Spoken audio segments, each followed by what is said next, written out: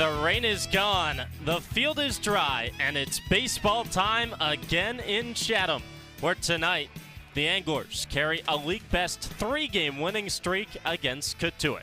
Welcome back to the Cape Cod Baseball Network. I'm Andrew Selover with Jack Smith.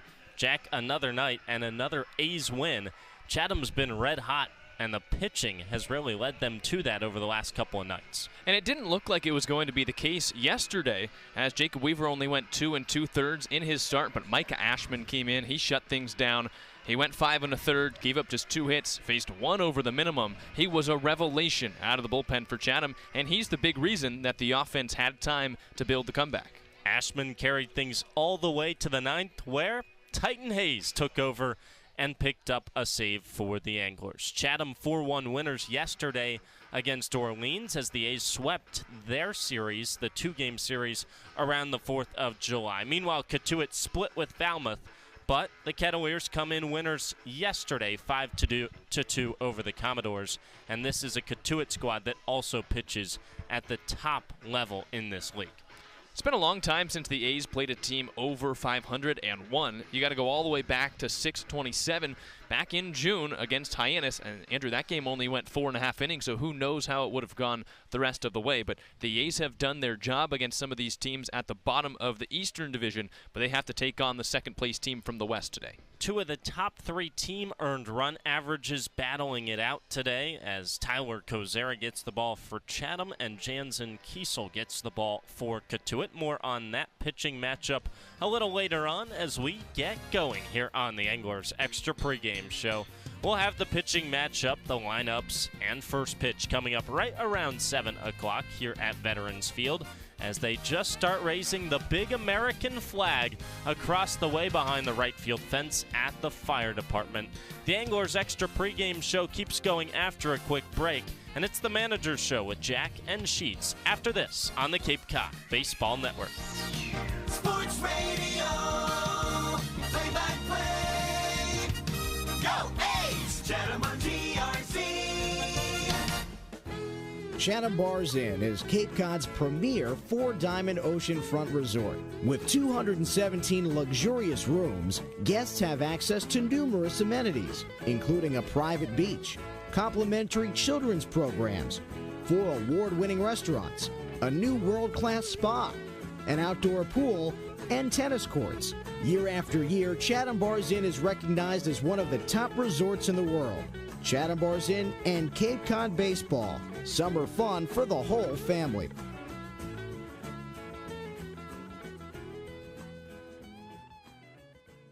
Hello and welcome back to the Anglers Extra Pregame Show. I'm Jack Smith, joined by Sheets for the Manager's Show. Sheets, it rained most of the night last night and into the morning, and I saw you guys working on the field. What's the current condition of the playing surface? We're in a good place. We're ready to rock and roll. It might be a little wet, but that's okay. We're still going to play baseball tonight in Chatham, and so for us, man, we're excited to get back out here. A little different field conditions, but ready to rock and roll. What was the process to get the field ready like? Well, a lot of it, we had just gone through a process of kind of steamrolling the entire infield. We're trying to layer it with some turfs. We're trying to build it so it can take days like this. So it actually worked out really well. We did that a couple days ago, and then the water came through, and we were just talking. What that does, it creates like a parking lot appearance, and so when it rains, you see all this water on the surface level. If you just watch a little bit longer, it all falls, and it all fell, starting to dry out. We're in a really good place right now, with about an hour and a half before game time. We're in a good spot, ready to rock.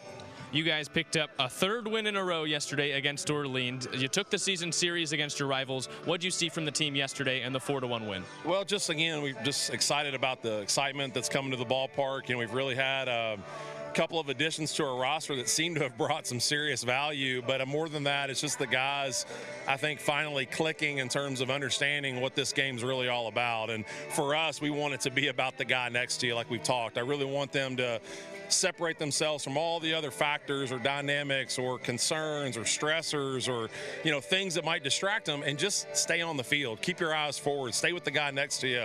Have a tough at bat, because that's good for us. That's good for the guy next to you. And if we stay focused on those things, I think it's a great opportunity for them to separate from things that are there to keep them on a different page. I want to get them on the same page. I want to get them fighting for each other and showing up.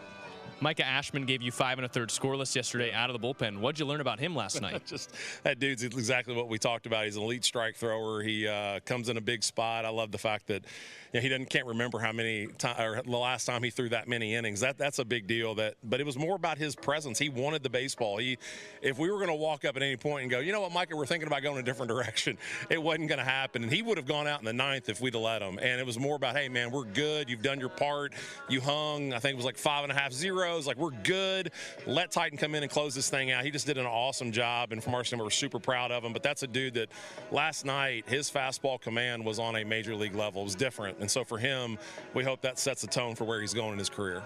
Jack Smith hanging out with Sheets here on the Manager Show ahead of Chatham and Cotuit. You had to scratch your starter today as Drake George left the team. Tyler Kozera gets the start tonight. What was the process of that like, and when did you let Tyler know that he was starting? Well, you know, Tyler's been kind of hunting and gnawing and pushing for some more mound time, and we've got him all summer, so it's, you know, we knew it was a matter of time, but you got to let those things sort of sort themselves out. Opportunity arose today, and it was a great call to Tyler, like, hey, you've been asking for it, you want it, now show up and go dominate with the baseball. So for him, he's excited. He's 10 shades of fired up, but man, he's ready for this. He's prepared for this, and so we're excited to see what he gives us on the mound. We're looking forward to it. Malachi Witherspoon returns from Team USA. What does it mean to you to get him back on this team? Here's what I love, and this is Sheets. We're here with Jack Smith. One of the things that I love is that as soon as he walks in, everybody goes, hey, Kyson, hey, like, again, man, right back to ribbon, right back to being part of the group, right back to staying humble, but good to see his smile. His energy's elite, and so to have him here with us is really cool. We're excited to get him back on the mound. He had a great USA experience, but get him back here, get him back in Chatham, and get him rolling with us. We're looking forward to it.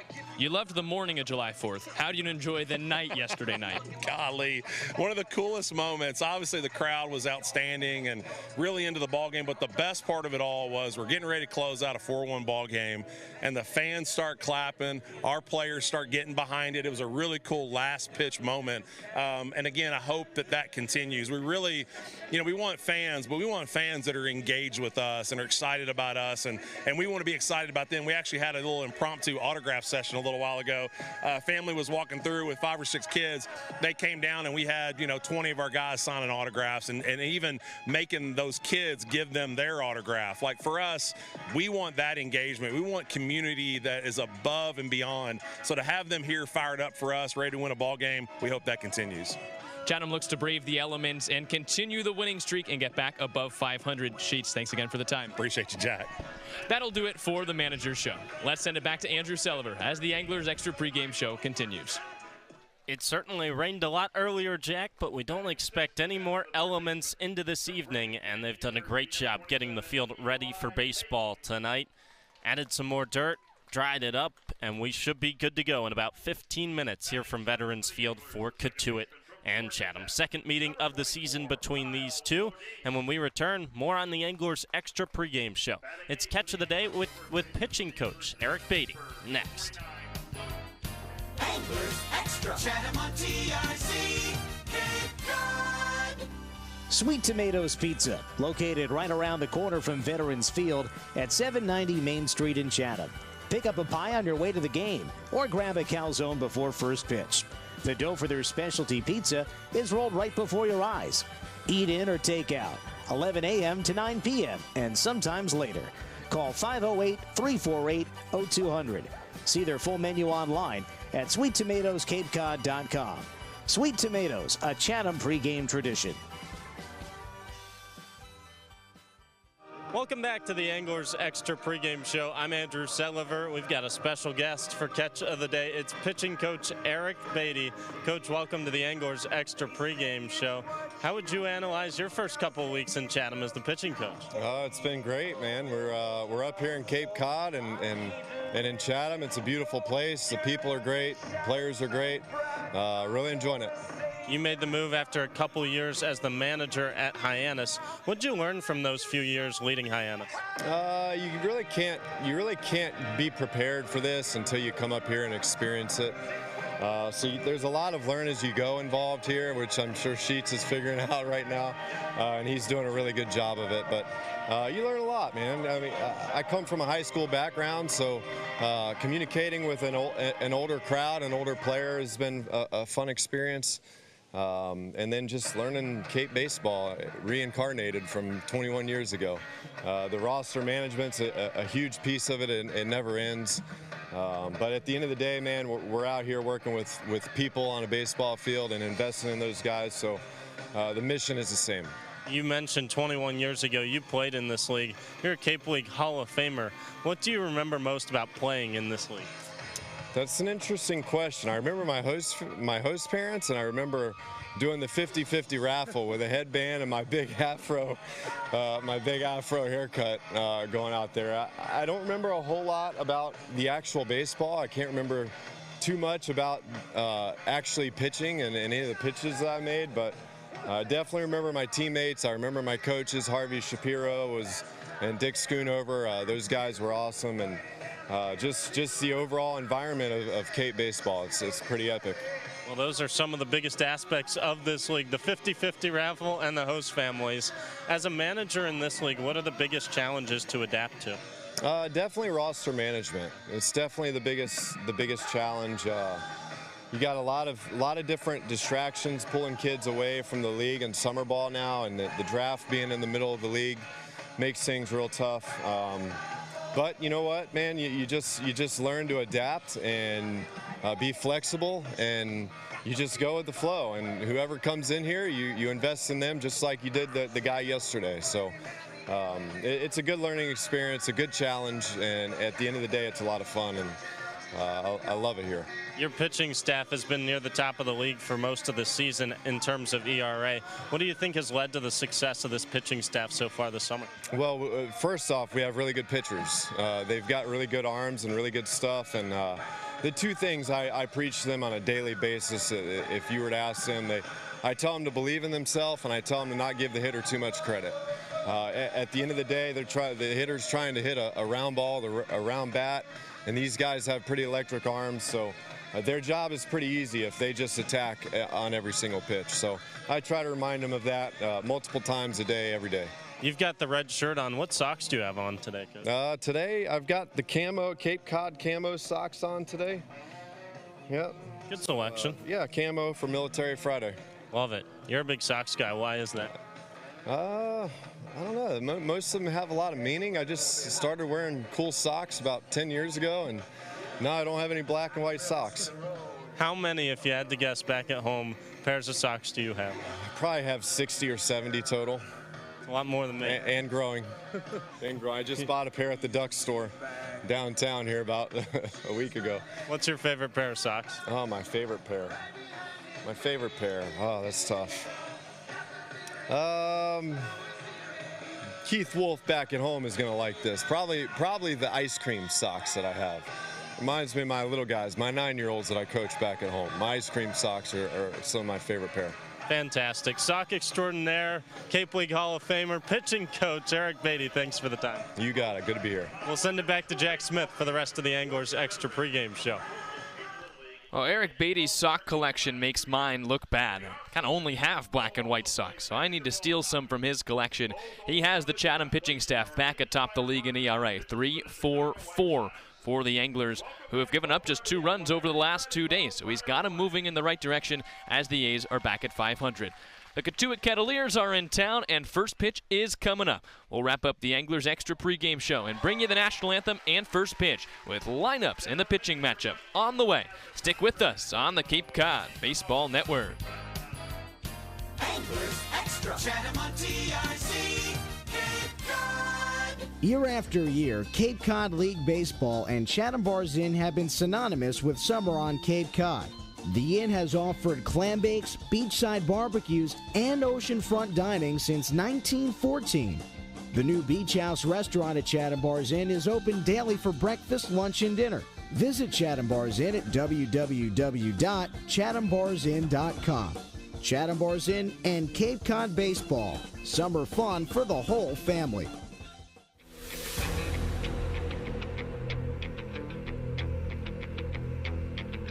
Chatham A's baseball is on the air right now.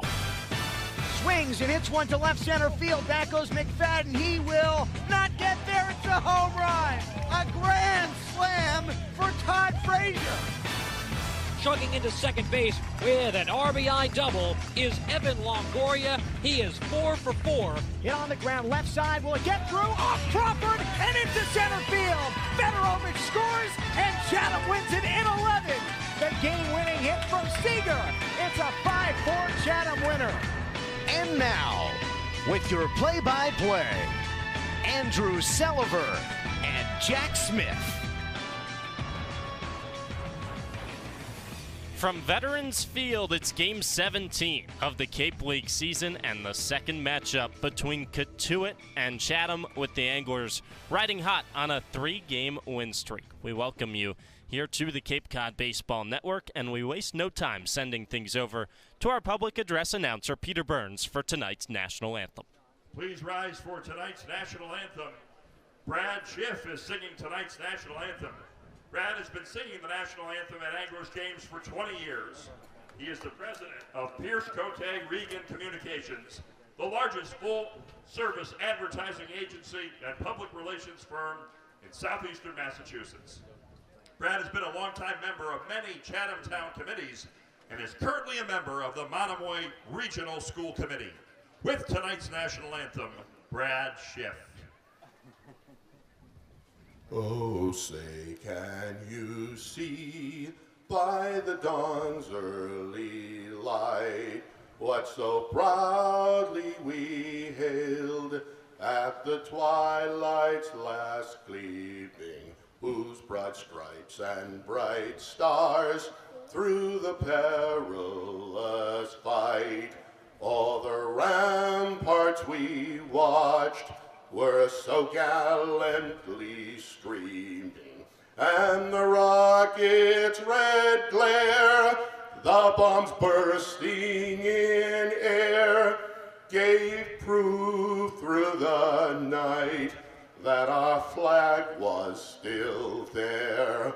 Oh, say, does that star-spangled banner yet wave o'er the land of the free and the home of the brave? Another great rendition of the national anthem by Brad Schiff. Thank you, Brad Schiff with the national anthem ahead of first pitch at Veterans Field. He receives a handshake from Chatham manager Sheets on the way off the field, with the big American flag blowing out in the wind atop the right field hill as the fire trucks are out, dangling it in the air. Let's waste no time and get you the starting lineups tonight. First, for the visiting Cotuit Kettleers, brought to you by the Chatham Clothing Bar. The Kettleers come in at 10-6 under manager Mike Roberts, and here is Coach Roberts' starting lineup. Leading off from Cal, the batting average leader in the Cape League and the second baseman for Cotuit, Jaron Advincula. Tanner Thatch out of UNC Wilmington bats second and plays first base. Out of the University of Louisville, the catcher Matt Klein bats third. Brandon Compton from Arizona State plays left field and bats cleanup for Cotuit. His ASU teammate, Kian Vu, is the center fielder batting fifth. Batting sixth from Florida Gulf Coast, transferring to Arkansas, the right fielder Charles Davallon. From Tennessee, the DH Cannon Peebles bats seventh. Tyler Cerny from Indiana plays shortstop and bats eighth. And rounding out the starting nine, the third baseman from Clemson, transferring to South Carolina, Nolan Naraki. Again, it's Advincula, Thatch, Klein, Compton, Vu, Davallon, Peebles, Cerny, and Naraki for manager Mike Roberts and the Cotuit Kettleers. And now the starting lineup for the home team, the Chatham A's, as penned by manager Sheets in his first season at the top of the Anglers. Austin O'Verne, Ashton Larson, and Ike Irish come to the plate first. Three lefties start the lineup for Sheets. Over in the center fielder from USC, Larson, the right fielder from LSU, and Ike Irish, Auburn's backstop. Middle third of the order is John Bay, the right-handed hitting left fielder from Austin Peay. Iva Arquette, a shortstop who recently entered the transfer portal out of Washington, another righty. And then the lefty, Eli Payton, makes his third start for the A's, third baseman from GCU. Kyle Lodis, the second baseman from Georgia Tech, makes another start for the A's and bats 7th. Luke Cantwell, fresh off of 2 home runs, back-to-back nights, leaving the yard for Cantwell. The left-handed hitting first baseman from Pitt bats 8th. Jaden Davis is back into the lineup. The DH from Vanderbilt bats right and hits in the 9th spot. Again from 1 to 9, it's Over and Larson and Irish, Bay, Arquette, Payton, Lodis, Cantwell, Davis. 5 lefties and 4 righties for Sheets. Just one change to that starting lineup today, Jack, for Sheets. He kept 8 of the 9 from last night's win. The same Jaden Davis in the 9-hole for Jet Johnston. And with the role Chatham's been on, why change anything up if you're Sheets? Let's get you the pitching matchup presented by the Red Nun Bar and Grill. The starter tonight for Cotuit, out of Oklahoma State, transferring to Oregon, a righty, Jansen Kiesel. We'll have more on Kiesel in the bottom of the first. The righty and junior out of Oklahoma State, making his 3rd appearance and 2nd start this summer. But for the Anglers, getting the start, the righty from UCF, a freshman, Tyler Kozera, making his 3rd appearance and 1st start this summer for Chatham. And talking with Sheets before the game, starting is something that Tyler Kozera has wanted to do. He's seen it once during his freshman season at UCF. It's not foreign territory, but he hasn't done it on the Cape yet, so we'll learn a lot about Tyler Kozera tonight. Kozera comes in with no record across 3 appearances, 5 2/3 innings pitched, with a 3.18 earned run average. He's finishing his warm-up tosses with his backstop, Ike Irish. Let's get you the umpires, presented by Chatham Paint and Hardware. Behind the plate, Joe Labella calls balls and strikes at Veterans Field tonight. Jim Fonseca is at first, and Rick Antonio mans the line down 3rd. At third base, Eli Payton. Luke Cantwell and the 3rd baseman Eli Payton come to the mound to high-five their starting pitcher Tyler Kozera and give him the baseball ahead of first pitch here at Veterans Field. Chatham wears the red shirt Fridays in honor of military appreciation, Cape League jerseys with white pants and the camouflage hats. For Cotuit, it's maroon jerseys with maroon caps, blue writing and numbers, and white pinstripe pants. The Kettleers bat in the top of the first. It's Jaron Advincula, a lefty swinger who digs in to face the righty Kozera. Kozera out of the windup. He comes home. Fastball cut on and missed. Strike 1. Officially 7:03 the first pitch here at Veterans Field. 73 degrees and cloudy. First pitch time and temp presented by the Chatham Athletic Association. 0-1. Fastball dribbled over to 3rd. Payton has it across the diamond. 1 out in the top of the first. Now batting for Cotuit. The league leader in average at .449. Advincula retired. Let's get you the defensive alignment presented by Short and Sweet Ice Cream. John Bay in left field. Austin O'Verne in center. And Ashton Larson in right. Eli Payton at 3rd. Iva Arquette at short. Kyle Lodis at 2nd. And Luke Cantwell at 1st. First pitch to Tanner Thatch is a fastball outside for ball 1. Battery mate for Kozera, the starter, is Ike Irish. Nobody on, 1 out, the 1-0. Swing and a miss, healthy cut, 94 on the gun from Kozera. Another cloudy day here at Veterans Field. Got a lot of rain this morning, but it dried out for baseball. 1-1. That's roped on a line. It drops into right field, a base hit. Thatch turns on a fastball at 89, and he's aboard with the first hit of the game. Two teams that pitch extremely well. Chatham, the best earned run average in the league at .344. Cotuit, 3rd best at a .380. Kettleers offense, dead middle of the Cape League, .243 batting average. Matt Klein digs in, first pitch, fastball on the inner corner, strike 1. Klein, one of 7 straight lefties that will face the righty Tyler Kozera. The last of them, Cannon Peebles, a switch hitter. And then 2 righties in the last 2 spots for Mike Roberts. 0-1. Fastball fouled right back. No balls, 2 strikes. A heavy dose of the heater jack early on from Tyler Kozera. And it's a 4-pitch mix. He's got 2 kinds of fastballs, so half of his pitches are heaters, a 4-seam and a 2-seam. He steps off the mound. Gets new signs for Mike Irish. Looks over to first to check on Tanner Thatch. Out of the stretch. Kozera at 0-2. Comes home. Breaking ball line. Back up the middle. Another base hit. Thatch goes first to second. Matt Klein aboard with a single. That one right back where it came from. And there's 2 on with 1 out for Cotuit in the top of the first. That was another fastball. And a lot of the times you'll see starters use their fastball for as long as they can first time through the order. Don't want to show what else they have. But Kozera might learn in his first start here on the Cape that he's got to differentiate things early on. Especially with the heavy dosage of lefties he's got to face here to start. Fourth batter to the plate, Brandon Compton. First pitch. Another fastball. It's in there for a strike at 94 on the outside corner. 2 of the first 3 aboard for the Kettleers after Advinkel had grounded out. Thatch and Klein singles. So first and second. 1 down here for the Kettleers. Top of the first. No score. 0-1.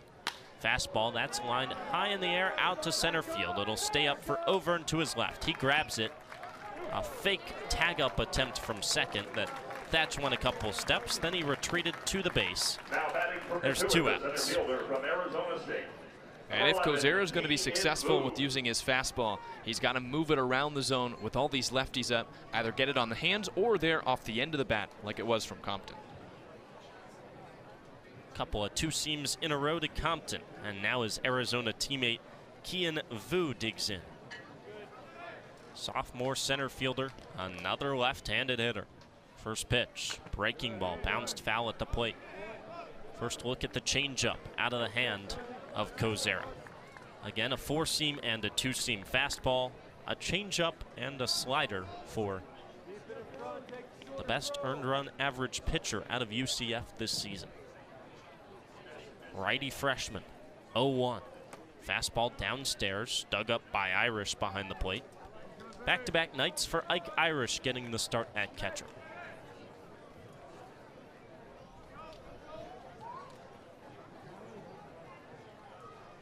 Ike sets up for the 1-1.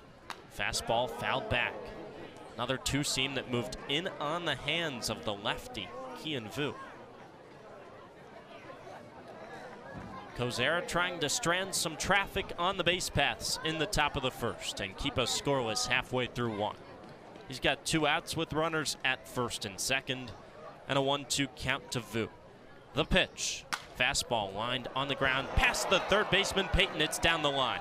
Wave around third from Thatch. He scores without a throw. It's an RBI base hit the other way for Kian Vu, and Cotuit strikes first in the top of the first. 1-0 Kettleers. Now batting for Cotuit, the right fielder from the University of Arkansas, number 24, Charles More weak Davila. contact there, but it snuck past Peyton. Against a lefty, the third baseman was a good 15 steps off the bag, and that one just slowly rolled painfully down the line for the Anglers in the third base dugout. For Kozera, all you can do is shrug it off and focus on getting the next hitter. Next hitter is Charles Davila. First pitch, fastball lined foul, left field line into the parking lot. 0-1.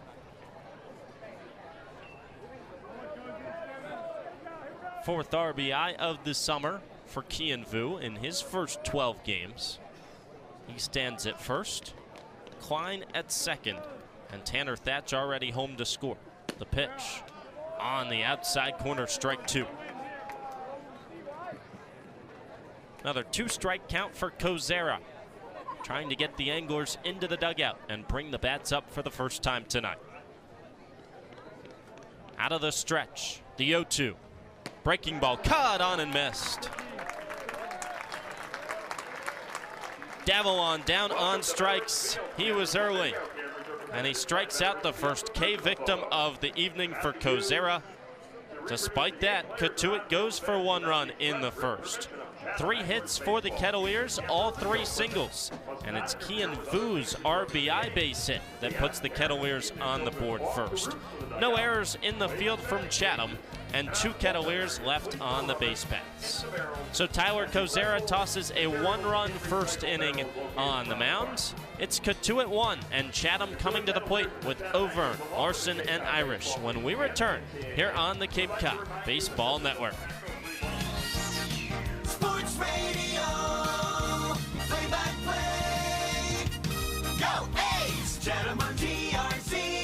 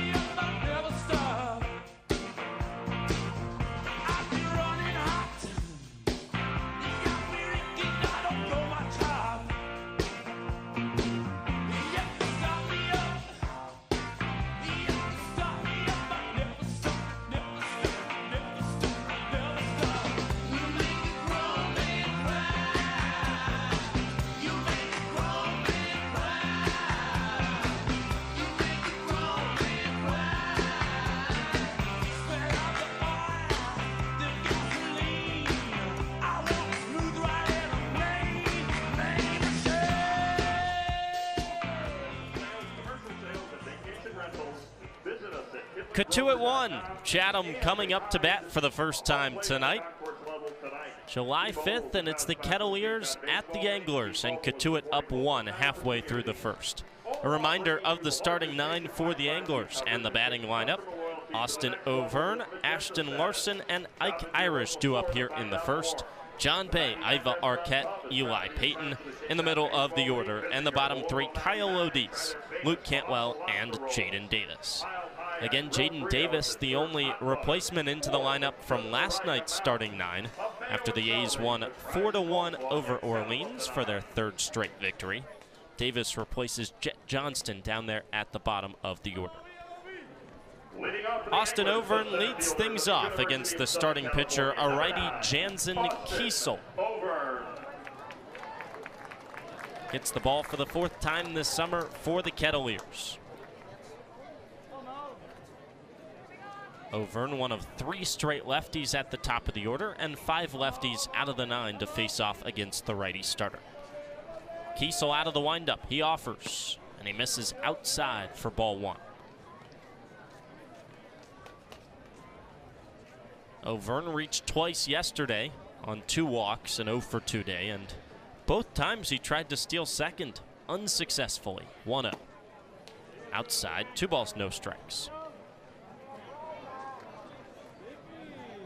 Auvergne has seen the average dip just a little bit down to 350, but the on-base percentage still above 400, slugging it still above 600. Couple of triples, 5 doubles, 2 home runs. 2-0. Auvergne takes low and inside. First 3 pitches out of the hand of Jansen Kiesel missed the zone.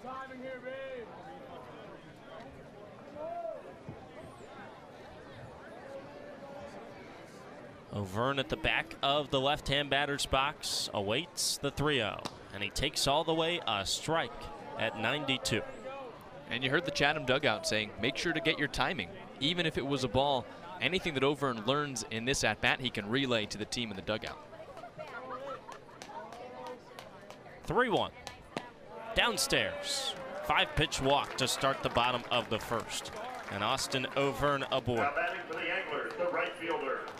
From LSU, number 44. And we talked about it yesterday. He's adding the base on balls to his arsenal. Going into the 2-game set against Orleans, Auvergne had just 3 walks all summer. Since the start of that day, through 2 games in an inning, he's got 4. We'll see if he takes off over from first base after we mentioned 2 caught stealings yesterday. Another lefty, Ashton Larson, the pitch. Outside, ball 1.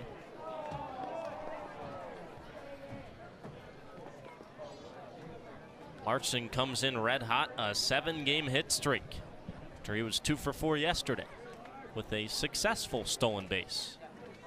Pick off to first, over and back safely with a head first dive.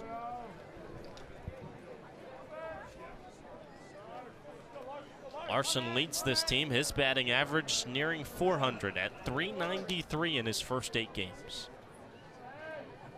1-0, O'Verne on the move. It's downstairs. Throw down to second is way late. I mean a full second late from Matt Klein behind the dish. As easy as they come for Austin O'Verne, who won't let the 2 caught stealings yesterday slow him down. Yeah, you think he's still confident in his legs? I would be after I see how easy that one was. 2-0 the count to Larson. The pitch. Swing and a miss. Tipped it into the mitt. Fastball at the top of the zone. 2-1. There may be a window for O'Verne to take third, with Naraki, the third baseman, playing in, watching a bunt. It would be a tough play for him to scramble back to the bag. Held on by the shortstop, Cerny. 2-1. Up and away. Another 3-ball count to start for Jansen Kiesel on the mound.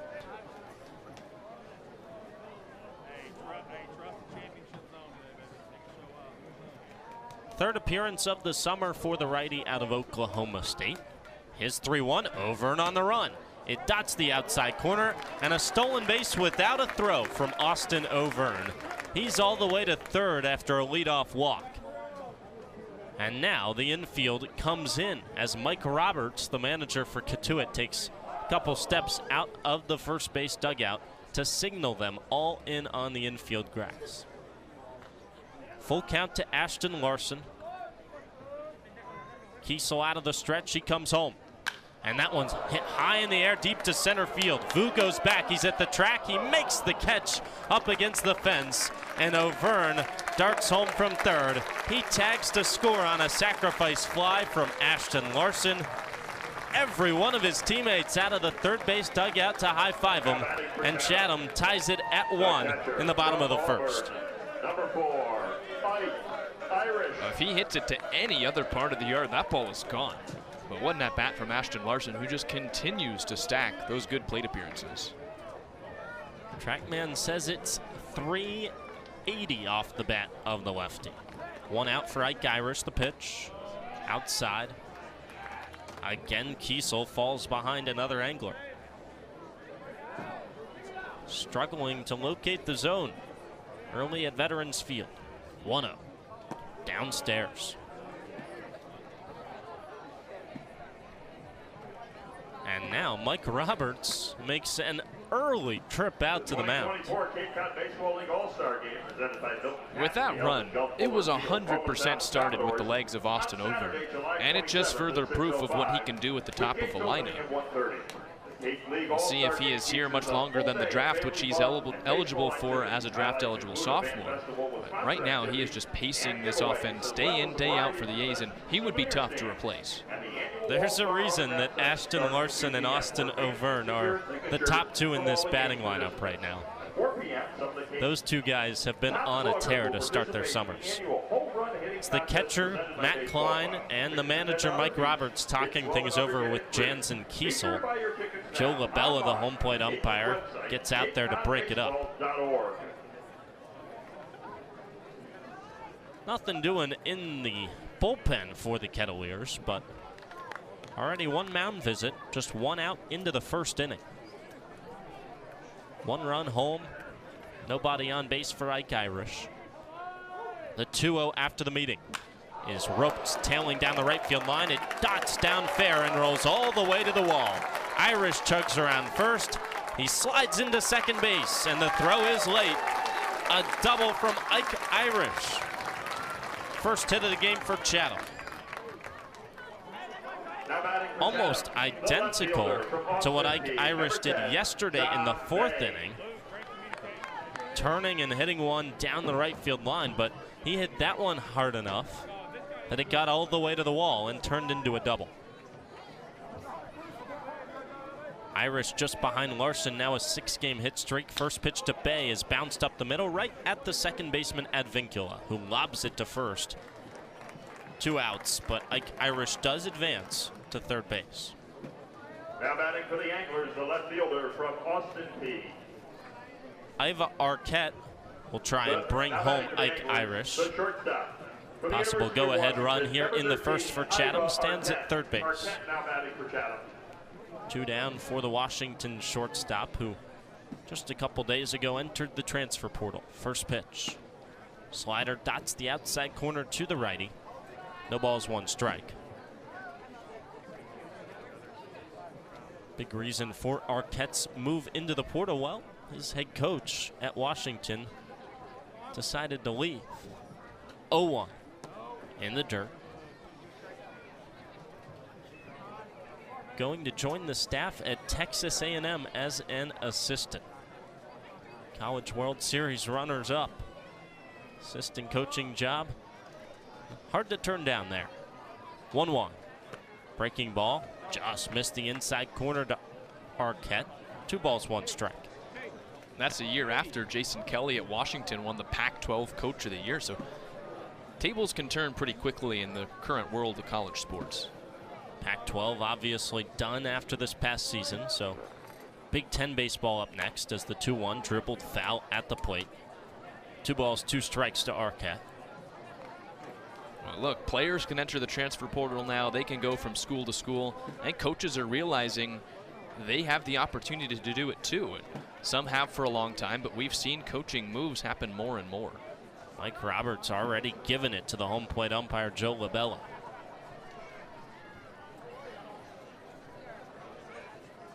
Runner at third, 2 outs, the 2-2 to Arquette. That's hammered deep to left field. Back goes the center fielder, Vu, in the gap. He looks up, it's in the trees.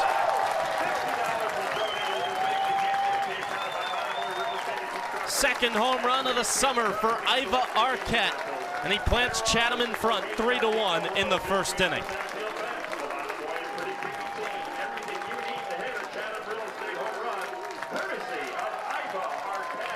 Arquette heads back to the dugout for celebration time. And the A's up 3-1 on Cotuit. A 3-spot on Jansen Kiesel in the first. Arquette just golfed that one high into the air. Breeze blowing out a little bit to center. First pitch, a strike on the outside corner to Eli Payton.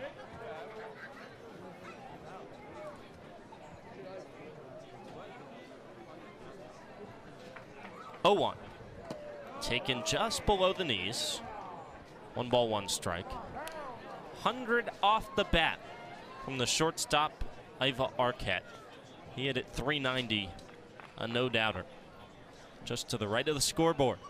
1-1. Hums in at 94, a strike on the outer half. 1-2 to Payton.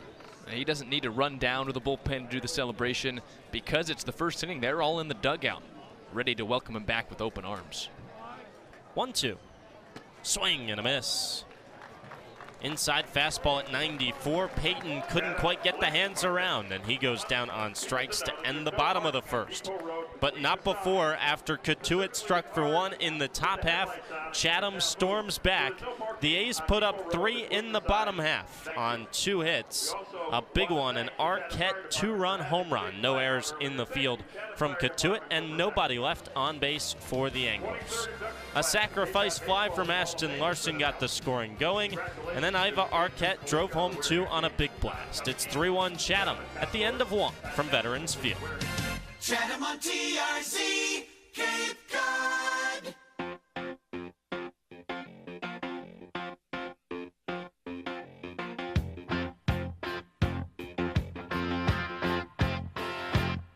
What I want.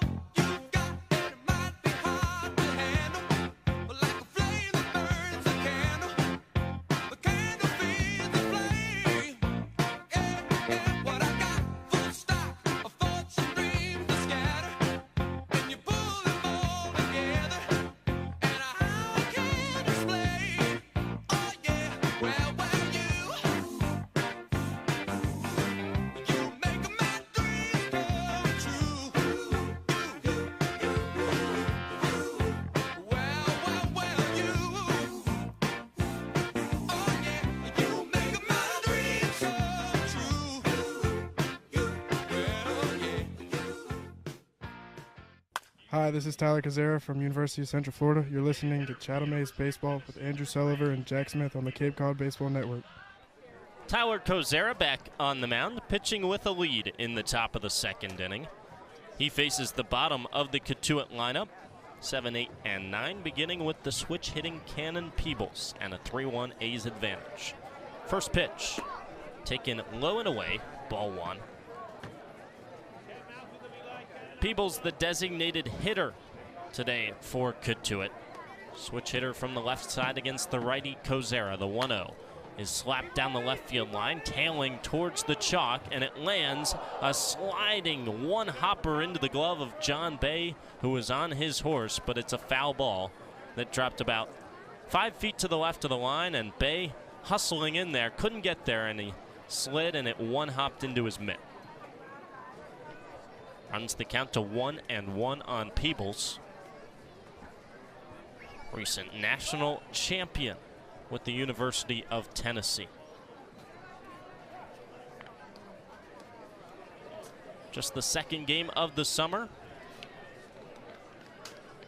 Typically plays catcher. Tonight the DH. 1-1. Taken a strike at the bottom of the zone. 1-2. Peebles made the decision after a great freshman year at NC State he would transfer to Tennessee. Worked out on the national championship side, not so much the numbers though, as the 1-2 is cut on and missed. Elevated fastball. Peebles goes down swinging, back-to-back strikeouts for Kozera. Cannon Peebles 0 for his first 4 here on the Cape this summer,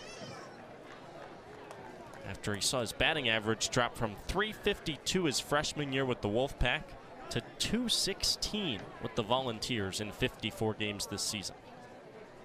Brings up Tyler Cerny. The pitch.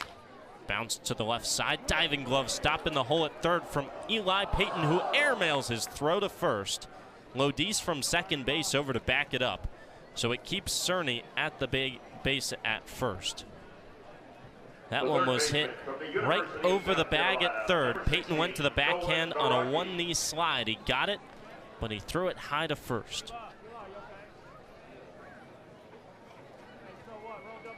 Rolled an infield single. 1 on, 1 down for Nolan Naraki in the 9-hole.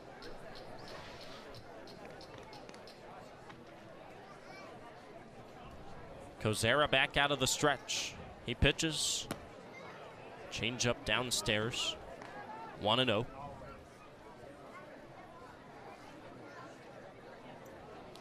Naraki out of Clemson, hitting .245 so far this summer in 12 games. Right-handed swinging third baseman. 1-0. Runner on the move, and it's slapped foul. Right field line, tailing out of play. So Cerny has to retreat back to first base. He got a good jump off of Kozera. Cerny a perfect 3 for 3 in stolen bags so far this summer. Naraki has announced his plan to transfer to South Carolina next season. And he's not the only guy on this Cotuit roster to do so. Pitch. Fastball outside. 2-1. So both Nolan Naraki, the Clemson third baseman, who's a redshirt freshman, and also his Clemson teammate, sophomore Nathan Hall, are both making the in-state move to join the Gamecocks next year. 2-1 is roped foul down the left field line this time. Evens the count at 2-2. Naraki out in front of 85. Tigers getting poached in the offseason. It's almost dizzying to try and keep up with all the movement nowadays. But it's just the way that the college baseball world has evolved. 2-2. Swing and a miss. More high heat from Kozera. Naraki came out of his stance to try and get up to it. He failed. Second strikeout of the inning. Especially now with the super conferences popping up, the SEC and the Big Ten, specifically for baseball, the SEC just keeps getting more tantalizing to these players who want to play in the biggest and best conference. Jaron Advincula, another Pac-12 guy, digs in from the left side. Top of the order. First pitch. Tipped back to the backstop. Think you mean ACC? I was getting there. Advincula out of Cal. Spent his first year, and now he'll play in ACC ball after his first season in the Pac-12. He'll be racking up the airline miles, something tells me, next season.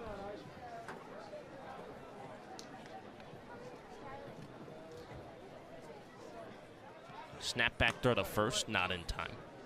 If Advincula keeps hitting it the way he's hitting it this summer, though, he'll have plenty of eyeballs on him, possibly coming into the transfer portal come next season.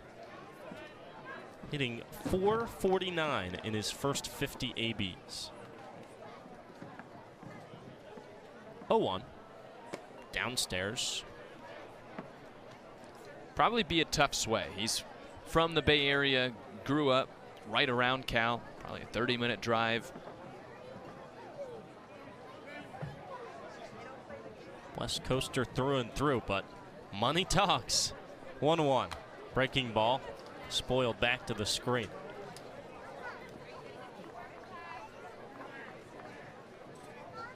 Saw Braden Montgomery this season make the move to Texas A&M from the West Coast. He was with Stanford the season before. Coaches call out to Ashton Larson in right field, move him over to his right. Snap back throw again to first, not in time. So with 2 strikes, they're playing the batter Advincula less so to pull. In fact, a little bit shaded the opposite way. Kozera again to first. It's a short lead over there for Cerny. He's been back standing all 3 times. Nonetheless, Kozera keeps giving him looks. Trying to keep a runner away from scoring position with a 3-1 lead, top of the 2nd inning, and 2 outs, and another throw back to check on Cerny. Again, he just reaches that left foot back and steps on the base. Doesn't even need a tag. 1-2 the count to Advincula. Now the pitch. Fouled back. Elevated at 91.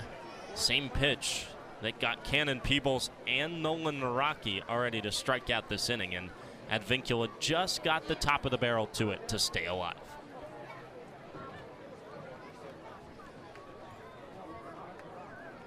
Kozera shakes off the first sign he sees. Now he's in agreement with his backstop like Irish. Another 1-2. Just missed the outside corner. Slider at 83 that just couldn't quite curve enough onto the zone.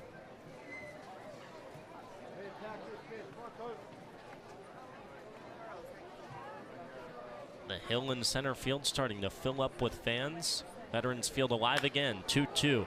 Hit on 1 hop to second base. Lodis up with it to first. And that ends the top of the 2nd inning. Advincula grounds out for the 2nd time today atop Cotuit's lineup. And it's a scoreless frame for Tyler Kozera on 1 hit.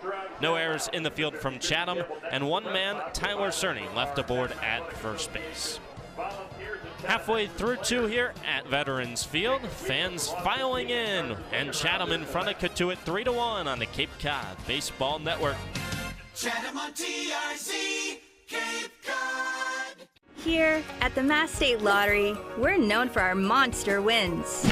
But there's no bigger win than the $1 billion we provide each year to support all 351 cities and towns in Massachusetts. In our game, we know that supporting local businesses and helping communities is how we all win. Because at the lottery, we're all playing for the home team. Safe. The Mass State Lottery. Welcome to the state of winning.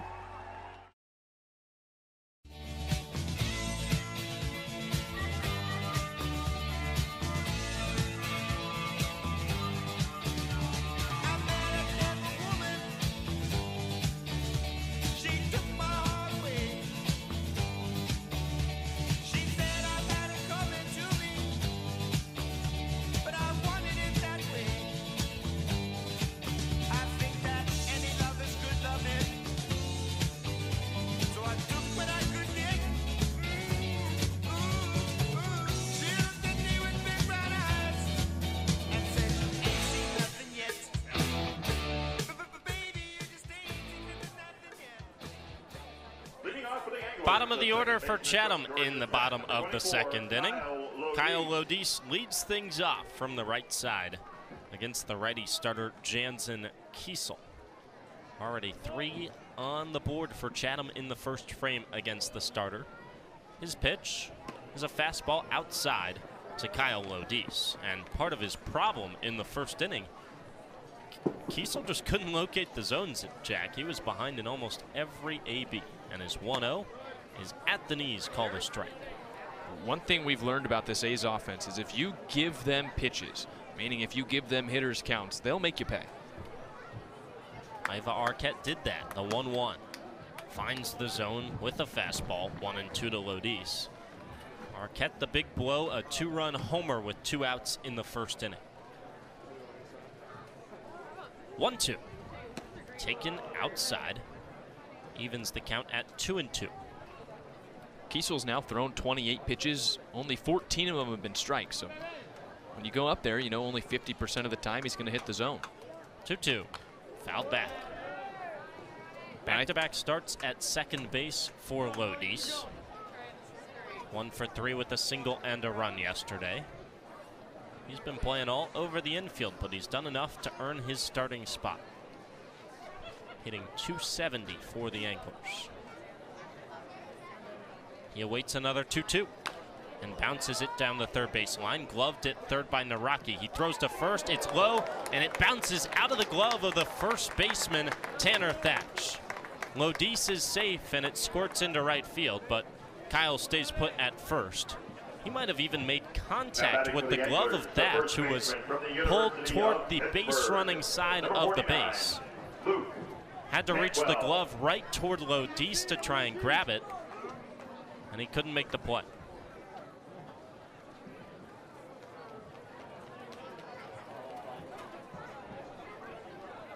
Pickoff throw to first, Lodis back standing. Ruled an error on the first baseman, Tanner Thatch. And again, Jack, I think that Lodis might have made contact with his glove that forced him to drop that baseball. Another throw back to check on Lodis, who's back standing. I think he absolutely did. The throw took the entire arm of Thatch into foul territory, and it was right in the range of Lodis. I don't think he slapped it or anything. I just think it was incidental contact. Perfectly legal as long as Lodis is in the base running path. First pitch to Cantwell is outside, ball 1. So 1 on with nobody out here in the bottom of the second.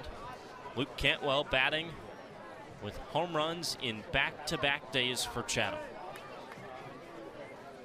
Another throw to check on Lodis. And I think Thatch did all he could on the play. The ball was clearly in his glove at least for a second, because if you see the ball get into right field, it means he had it, and then it bounced out of his glove on the way back after getting hit by Lodis. Make it another throw to check on Kyle at first. And just like last inning with Tyler Cerny, Kyle Lodis has been back standing all 4 times. He's 1 for 2 this summer in stolen bases. Held on by Thatch. 1-0 to Cantwell. Swing and a miss. Healthy cut at a fastball right across the numbers. Cantwell's power has appeared basically out of thin air. His first 8 hits in Chatham were all singles. And then back-to-back nights against Orleans, he has big blasts. Make it another throw to first. And back goes Lodis to the bag. He's barely getting back, but he also hasn't dove into the bag yet. So he's reached about his limit for a sprint back lead. Now the 1-1. Taken low and away. 2 balls, 1 strike. Mike Roberts goes hands to the knees, bent over at the waist. Cannot believe the last ball call. He's already had plenty to say for Joe LaBella behind the dish, and we're just an inning and a half in. 2-1s upstairs. 3-1 the count. Jansen Kiesel in danger of putting the first 2 aboard after Kyle Lodis reached on an error at first base. And that's where Kiesel goes. First time that Lodis has dove back into the bag, and he's safe. Mike Roberts is the one that's putting these pickoff signs on. He's given signs all the time to his catcher Klein. He did it. Klein put down the sign, and the pickoff immediately went over to first. 3-1. Lodis on the move. It's outside its ball 4. It doesn't matter. Pick off however many times you want, but Kyle Lodis was getting to second base because Luke Cantwell walks. Second walk in as many innings for Jansen Kiesel. Jaden Davis digs in from the right side. Third baseman Nolan Naraki comes into the cutout of the grass, a couple steps in front of the third base bag. Double play depth up the middle. Shortstop Cerny holds on Lodis. The pitch. Slider at the knees. Strike 1.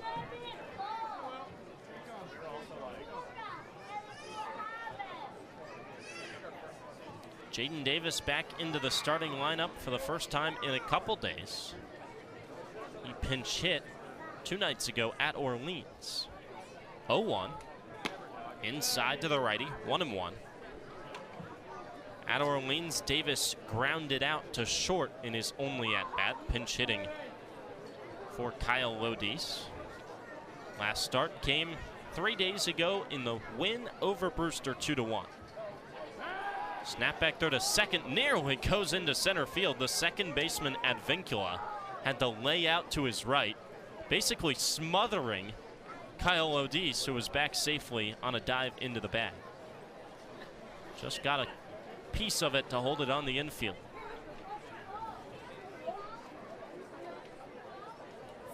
One. Fouled back.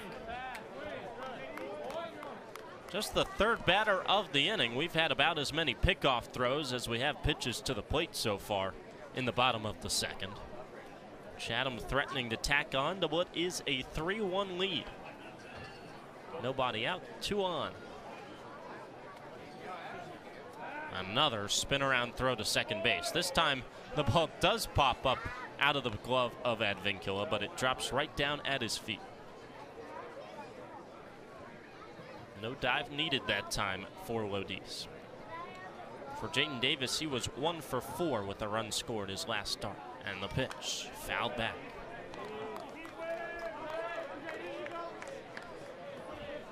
Chatham only has 2 hits so far, but 3 runs and 2 more runners on to start the second inning. A's up 3-1 on Cotuit. Another throwback to second base, and Lodis back standing.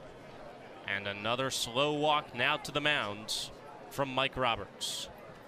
Still nobody warming up in the right field bullpen for Cotuit, but the whole infield will come in for this mound visit. Your thoughts, Jake? I'm trying to rack my brain on what this could be about. I thought for a second that all these pickoff attempts and then the walk to the mound meant that Mike Roberts was going to make a move until we looked up to the bullpen and saw it was completely and utterly empty. I mean, this is mind-blowingly slow. So I was trying to count between pitches. I believe we've had 13 pitches this inning. I don't have the number on the pickoff attempts, but there were at least 5 to first when Lodis was at first, and there have been 3 to second. So you're going about a pitch or a pickoff move for every 2 pitches. Maybe they'll go over to first, check on Luke Cantwell. And what, has Lodis dived back in 1 time? He does have some dirt on the white pant legs, so once or twice out of 8. Still 1-2 the count to Jaden Davis with nobody out. Advincula holds on Lodis. Cantwell not held on. The pitch bounces in. It skips to the backstop. So again, no pickoff moves needed because Lodis was getting to third, that time on a wild pitch. Runs the count to even on Davis, 2-2. Cantwell takes second while we're at it. Infield will come in here for Cotuit, which means I don't think we'll see a pickoff to third. But you never know. In at all 4 positions. Nobody out, runners at second and third. 2-2 the count to Davis. He's shaded to pole. The righty hitter awaits and takes outside. Runs the count to full. Mike Roberts is standing out of the dugout, and he's even out of the white lines that the coaches are supposed to be in off of that first base dugout. He's practically on the field. Eagle-eyeing his pitcher Jansen Kiesel.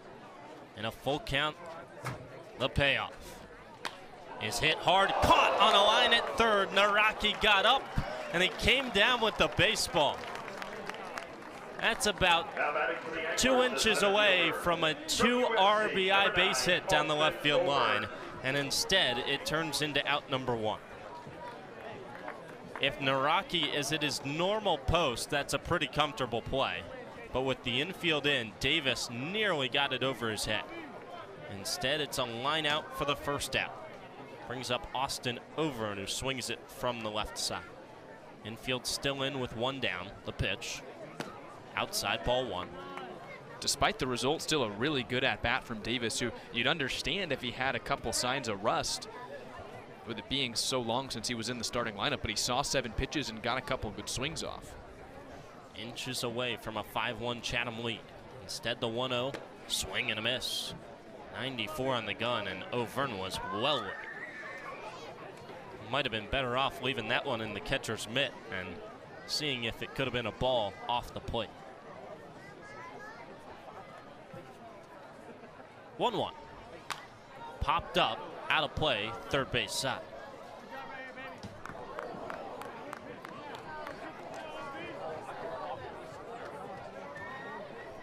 Late arriving crowd tonight at Veterans Field, but they're all here now. Filled up behind the plate, down the right field line, and the hill is packed as well. Overn awaits the 1-2 and swings right through it, strike 3. Big time punch out from Austin Overn, who blows 94 past Overn. Now the infield can retreat with 2 outs, and Ashton Larson stepping to the dish. This could be a big momentum shifter for Cotuit. Anytime you're in a bit of danger and you're able to wiggle through it, can almost turn defense to offense. Larson trying to bring home 2 with a hit. 2 outs the pitch. Check swing and a line drive foul. Bounces off the front railing of the Chatham dugout. First time to the plate, Larson hit one about as far as you can without it leaving the yard. 380 to dead center all the way to the track. Did drive home a run for a sacrifice fly. 0-1. Swing and a miss. Fastball at 95 at the letters. And Larson down to his final strike, behind in the count 0-2. Inning started with an error and a walk. And then a wild pitch move. Cantwell to second, Lodis to third. They've been there since. 0-2. Outside.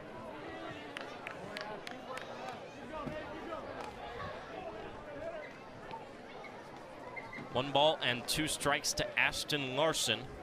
Picked up his 2nd RBI of the summer in the first inning. Base hit should double that. 1-2. Up and away. 2 balls, 2 strikes. One thing you can be pretty sure of is Larson's going to put the ball in play. Right now, through about 9 games, he's striking out less than once every 10 at-bats. Lefty swinger against the righty pitcher. And the 2-2. Fouled right back to the netting. Ike Irish waits on deck should Larson reach. Ike's got a double and a run scored back in the first.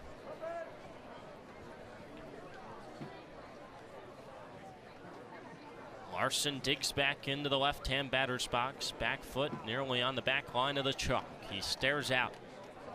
Kiesel delivers. And he misses upstairs. Brings Klein out of his crouch and runs the count to full.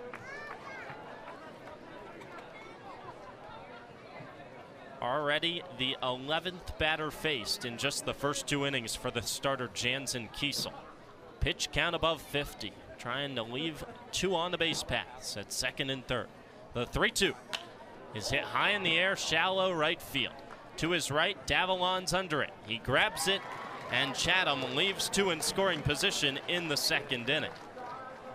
He's got Lodis to third and Cantwell to second with nobody out, but they can't cash in as Chatham goes for no runs no hits, an error in the field from Cotuit, and 2 left on base. Through 2 at Veterans Field, it's 3-1 Chatham over Cotuit. Top of the 3rd next on the Cape Cod Baseball Network.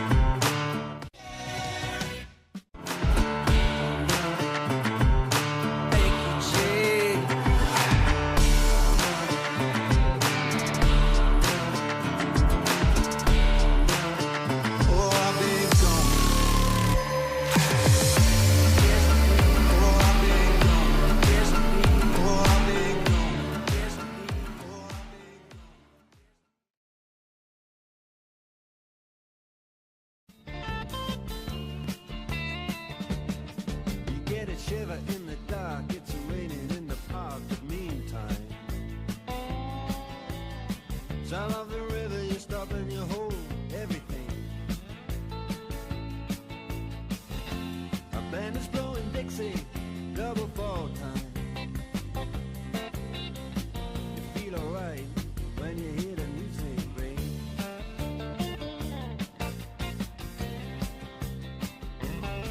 Well, now you step inside, but you don't see too many faces.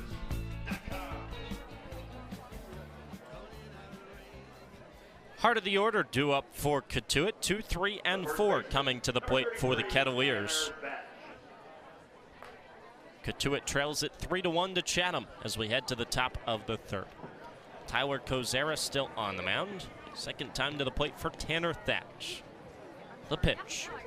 Fastball just missed outside. 1 ball, no strikes. First start of the summer for Tyler Kozera, righty out of Central Florida. He winds and fires.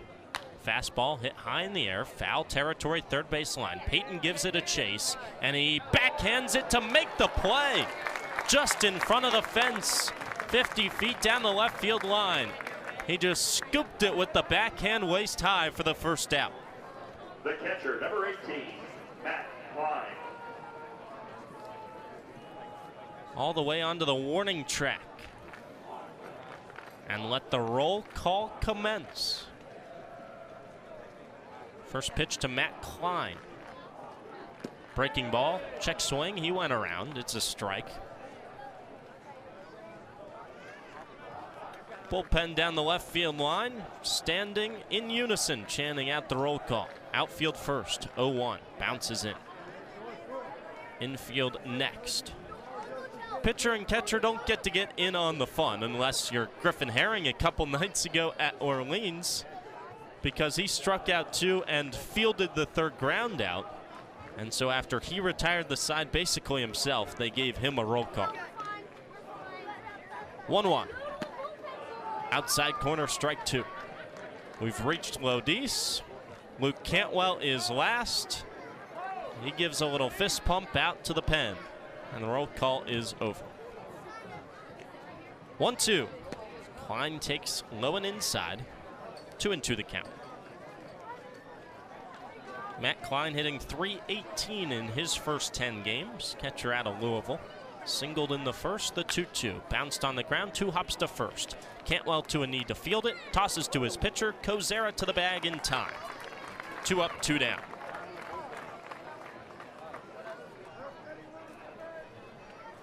The left fielder, number 10. Cleanup hitter Brandon Compton hitting .288 digs in.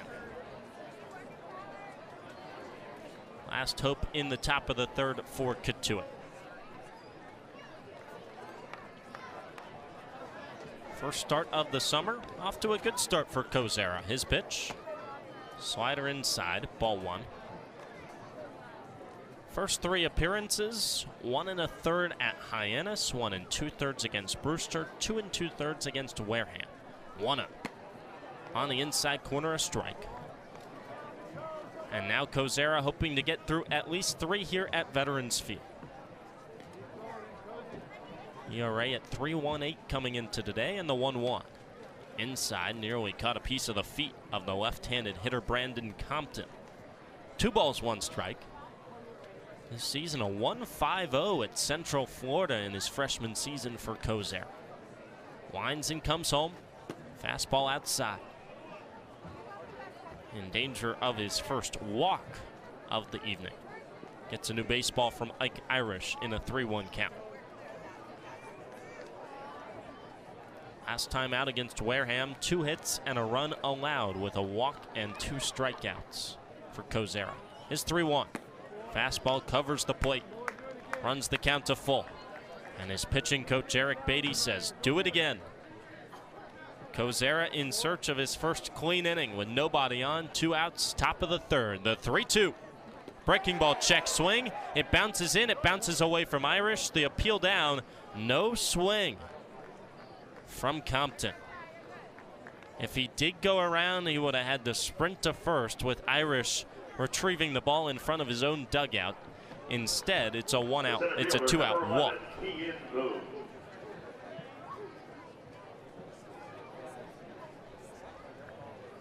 One on, 2 down for Kian Vu. Back-to-back Sun Devils from Arizona State in the lineup. Both swing it from the left side for Mike Roberts and Cotuit. Kozera out of the stretch. His pitch, fastball, check swing. It's a strike anyway. 0-1. 1 run on 4 hits and an error so far for the Kettleers. 3 runs on 2 hits. No errors in the field from the A's. Top of the third, 2 outs, the 0-1. Swing and a miss. Fastball at 91, and Vu could not make contact high in the zone. Cantwell holds on the base runner Compton at first with an arm warming up for Cotuit. The breaking ball misses high, 1-2.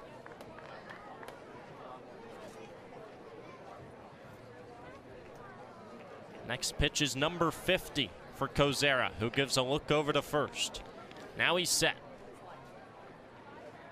He deals. Fastball popped out of play. Right back over home plate and over the seats. A lefty warms up in the pen for the Kettleers. Perhaps the day is done for Jansen Kiesel after 2 innings and a long 2 innings of 3-run ball. Another 1-2. Check swing, just caught a piece at the plate as Vu chopped it back to the backstop.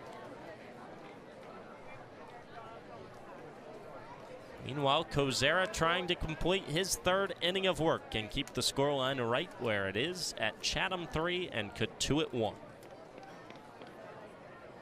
Again, he's set. Kozera fires. Fastball inside. 2-2.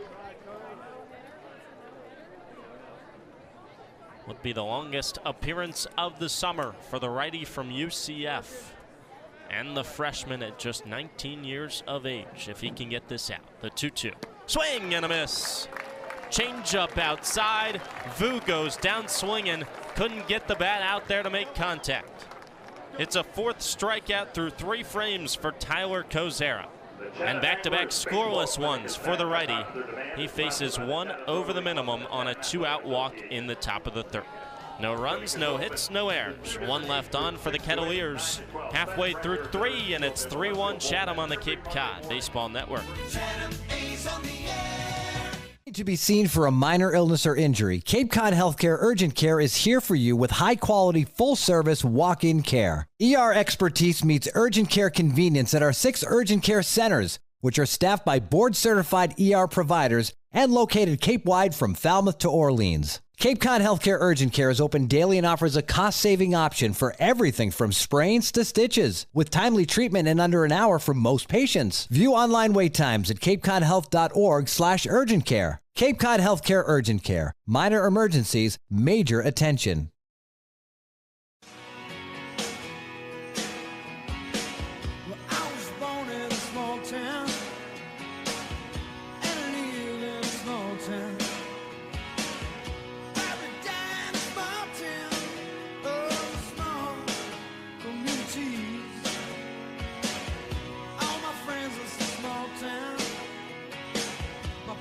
Live in the same small town.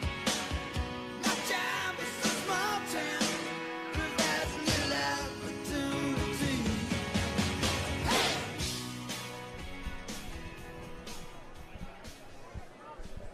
3, 4, 5, 2 up for Chatham in the bottom of the third.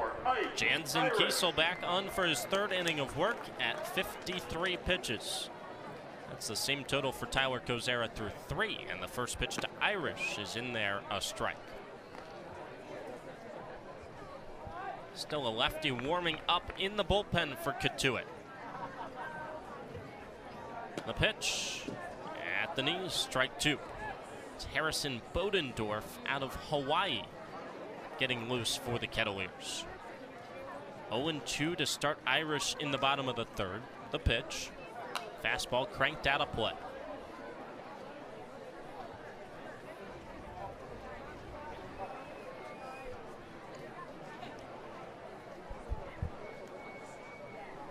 Kiesel has had quite an adventure of a collegiate career as he winds and comes home. Swing and a miss. Blows 94 past Irish, who swung out of his shoes, and he's down on strikes for the third K of the night for Kiesel. From Austin P, number 10, John Bay. One down for John Bay. Kiesel started his career at BYU for a season, where he threw 45 innings with a 5 ERA. Right on right, the pitch to Bay. Fastball at the knees, strike 1.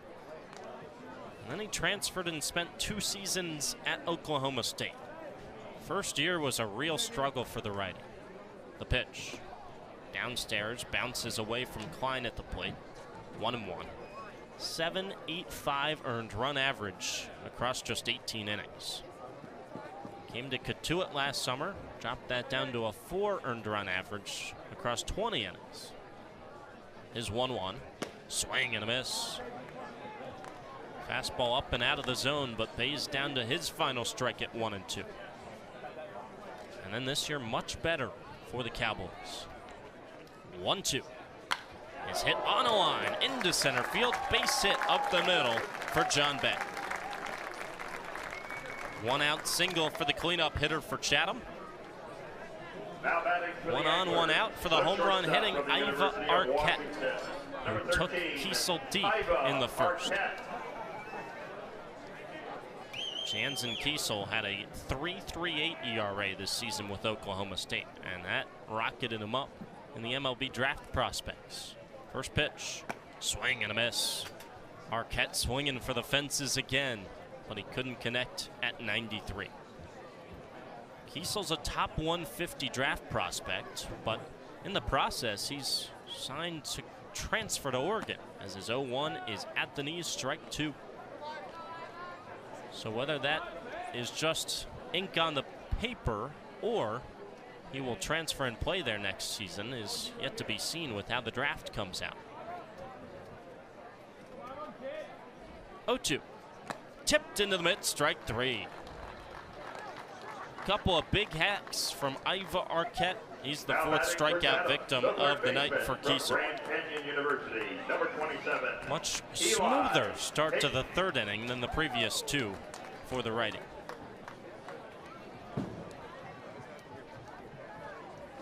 He works with John Bay held on at first, and Eli Payton at the dish, who swings through a first pitch heater. 0-1. 1 in the first for Cotuit, 3 in the bottom half for Chatham, and zeros since bring us to the bottom of the 3rd. 2 outs, runner at first. The 0-1. Line straight back, 0-2. And Jack, what you can see this inning is Kiesel's doing much better at getting out in front of Chatham hitters in the count. He's been effective today when around the zone. The problem for him was the first 2 innings didn't come that often. 0-2. Swing and a miss. 3-pitch strikeout.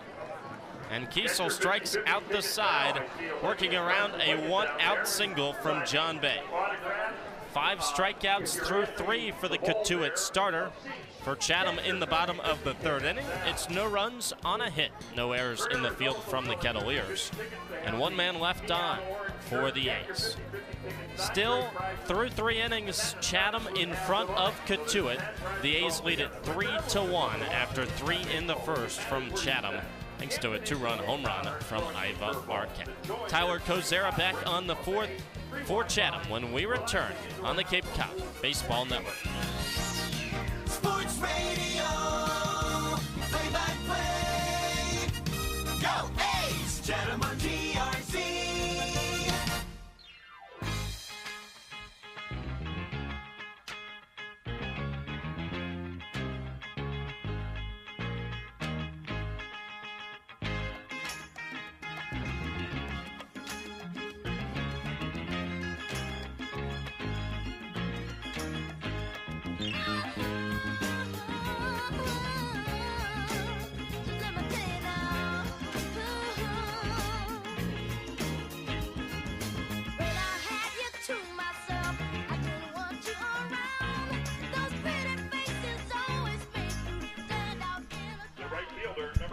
Top of the fourth, another inning of work coming up for Chatham starter Tyler Kozera with the A's up 3-1. And to take over on play-by-play, here's Jack Smith. Thank you, Andrew. 3-1, Anglers on top as we head to the top of the fourth. And Kozera in his first start working smoothly for Chatham this summer. He kicks and deals to the lefty Charles Davalon. And the pitch is outside. It's 1 ball and no strikes. Through 3 innings, Kozera's given up 4 hits, just 1 run. He's got 4 strikeouts. It's from the windup he throws. Davalon pops it up, right side, out of play. Towards the bullpen, Larson gives it chase. It is foul. Ends up going up the berm in right field. About 30 feet foul down the right field line. That was hit a lot farther than it appeared off the bat. That's home run distance at 340 up near the road. Good 25 feet foul, though. Went straight up, but carried a long, long way. 1-1 pitch. Swing and a line drive back to the screen. It's a ball and 2 strikes. It's Davalon, then Cannon Peebles, and Tyler Cerny for Cotuit here in the fourth. A lefty, a switch hitter, and then a right-hander against Chatham's righty starter Kozera, who kicks and deals 1-2. And Davalon spoils it foul. Pop up over the third base dugout and out of play. Still a ball and 2 strikes. Davalon, who was in the portal after playing last season at Florida Gulf Coast, struck out swinging his first time up. Another 1-2. He checks his swing, a low slider. He did not go around. Rick Antonio throws up the safe sign, and the count pushes to 2 balls and 2 strikes. Middle infield plays deep for Chatham. First baseman Luke Cantwell is a yard in off the outfield grass. 2-2. Davalon chops it off his foot. Still 2 balls and 2 strikes. After spending some time in the portal, Davalon committed to the University of Arkansas. So like many, he's going to join the SEC next season. 2-2. Swing and another chopper foul. This one's off of Ike Irish and back towards the on-deck hitter Cannon Peebles. SEC's enticing, isn't it, Andrew? My question is, who's not joining the SEC? How are other teams fielding rosters? 2-2. Davalon flies it in the air towards shallow left field. John Bay waves his hands. He calls for it, and he makes the catch for out number 1. If everyone goes to the SEC, college baseball can't exist in any other conference.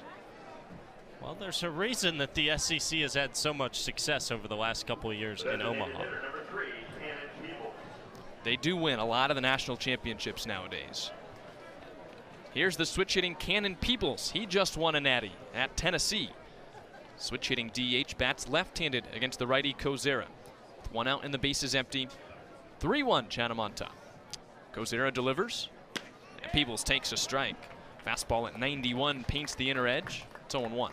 We already documented the fact that both Clemson Tiger hitters on this team, Nolan Naraki and Nathan Hall, are headed to South Carolina. 0-1.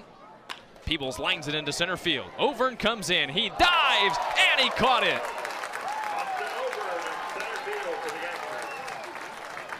So much of the earth is covered by water, and Austin Overn covers the rest. A diving play from Chatham's center fielder, the second out of the fourth inning. Andrew, I don't know if there's a ball in center field he can't get to. We haven't had to see him make many of those plays because everything else is comfortable. Here's the right-handed shortstop Tyler Cerny with 2 outs. Cerny takes a strike, a fastball in the outside corner. I talked with Jay Vincent, who coaches the outfielders a couple of days ago, and he said Austin O'Verne gets to balls no other center fielder in this league can. 0-1. Cerny takes low. It's a ball and a strike. He says a diving play for most. O'Verne's catching on the run with ease. Here's the 1-1 from Kozera. Cerny belts it down the left field line, hooking towards the corner. It's off a bounce and foul. It was a quick hop between the warning track and the wall, and it happened about a foot to the left of the left field line.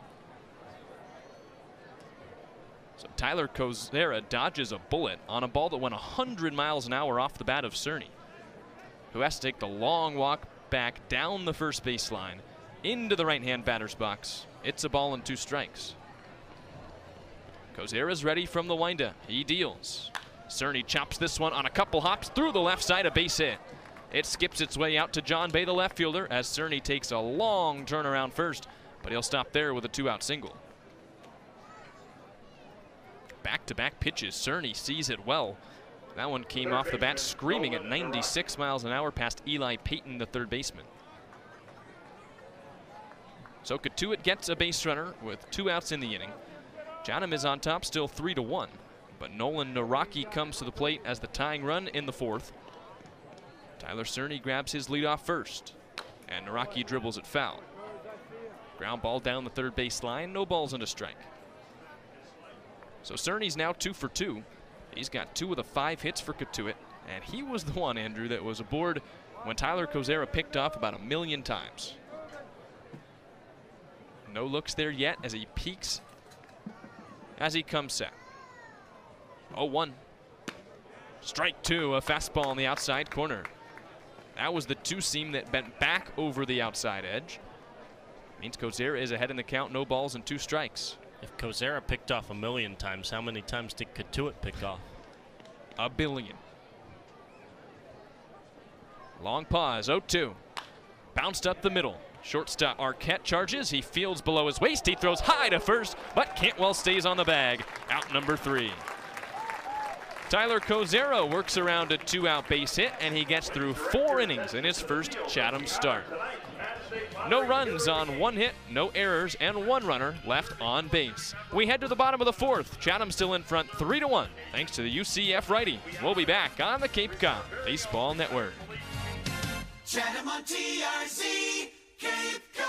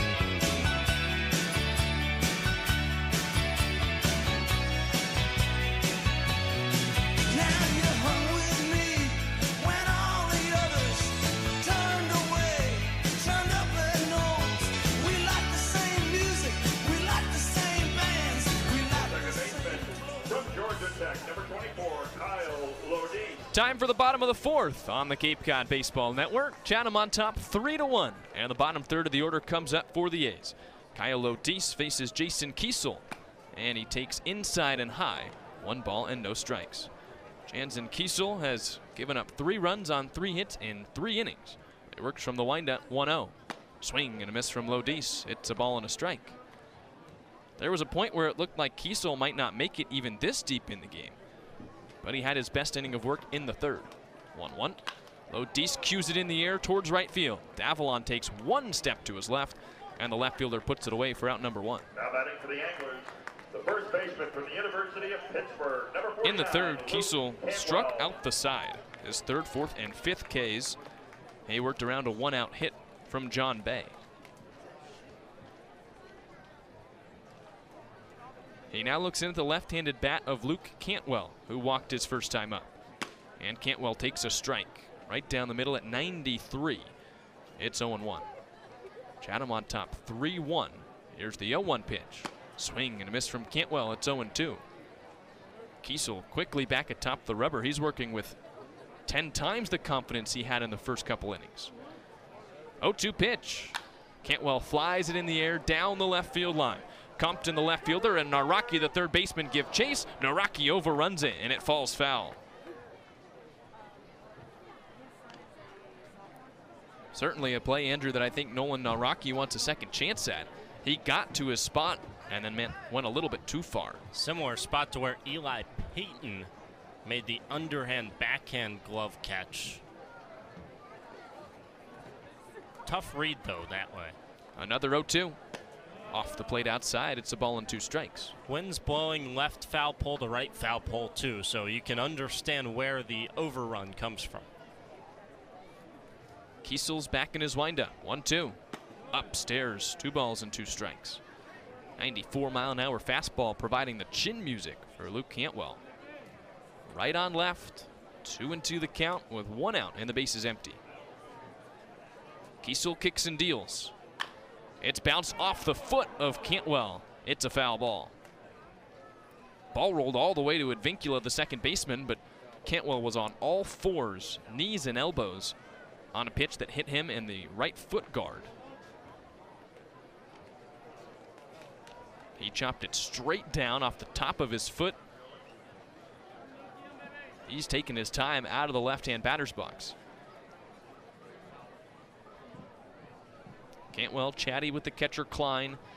Climbs back into the box. Into his squat, he's ready. 2-2 pitch. He flies it in the air, same spot, third base side. Compton, the left fielder's over. It's the shortstop, Cerny, who overruns it, and it's a foul ball. You just had a feeling it was there again, and there was not going to be a play made. It was right in the triangle, right in the middle between Compton, Naraki, and Cerny. Cerny was probably the furthest one from it, but he said he had a beat on it. He almost did. He overran it just like Naraki did a couple of pitches ago. Another 2-2 pitch. That's flown in the air, out of play foul. No overrun this time. Into the parking lot, still 2 balls and 2 strikes. Off the bat, they probably had a sinking feeling that was headed to the same spot. Oh goodness, not again. Cantwell's battling, 2-2. Kiesel delivers. And it's bounced on the ground. 1 hop to second. Advincula slides into the outfield grass. He pops up, he flips to first to retire Cantwell. And the left side of the infield takes a collective sigh. So 2 quick outs in the 4th inning for Jansen Kiesel, and he faces the 9-hole man Jaden Davis with the bases empty. From the windup, here's the pitch. It's outside, 1 ball and no strikes. Chatham leads 3-1 at home on a 3-game win streak, tops in the Cape League. Just 3 hits for the A's compared to 5 for Cotuit. But a 3-1 lead for Chatham. 1-0 pitch. Swing and a miss. Davis taps it back into the glove of Klein on a 94-mile-an-hour fastball. It's a ball and a strike. Middle infield deep for the righty Davis. 1-1. Swing and a miss again. He's late on 94. It's a ball and 2 strikes. Corners play shaded back as well. First baseman Thatch is off the line. 1-2. In the dirt with a fastball. 2 balls and 2 strikes. Kiesel wipes off the back of the mound with his cleats, swiping from right to left as he climbs atop the rubber from the windup. Here's the 2-2. Off the outside corner with a fastball. 3 balls and 2 strikes. Didn't miss by much. A 94-mile-an-hour dart, maybe an inch too wide. So the count is full on Davis with Austin O'Vern on deck. Here's the payoff pitch. And it hit him. Catches him on the right peck as he went flying away from the pitch. Davis reaches base. Could not have felt good as he threw the bat down with his right hand on a pitch that came in and hit him on the back chest. And Mike Roberts, the manager for Cotuit, he walks out. He points to the bullpen. He will not let Jansen Kiesel face Austin O'Vern, the leadoff man, for a third time. The lefty Harrison Bodendorf comes in from the pen with a runner at first, 2 outs. We'll take a break with them as this call to the bullpen is presented by Chatham Bars Inn. A's lead 3-1. They've got a base runner with 2 outs, and the day is done for Jansen Kiesel, the starter. With O'Vern coming up, Bodendorf comes in. Stick with us. You're listening to A's Baseball on the Cape Cod Baseball Network. Chatham on TRC, Cape Cod. Did you write the book of love, and do you have faith in God above? If the Bible tells you so. Do you believe in rock and roll? Can music save your mortal soul? And can you teach me how to dance real slow? Well, I know that you're in love with him, 'cause I saw you dancing in the gym. You both kicked off your shoes. Man, I dig those rhythm and blues. I was a lonely teenage bronc and buck with a pink carnation and a pickup truck. But I knew I was out of luck the day the music died. I started singing Bye Bye Miss American Pie. Drove my Chevy to the levee, but the levee was dry. Them good old boys were drinking whiskey and rye and singing, this'll be the day that I die.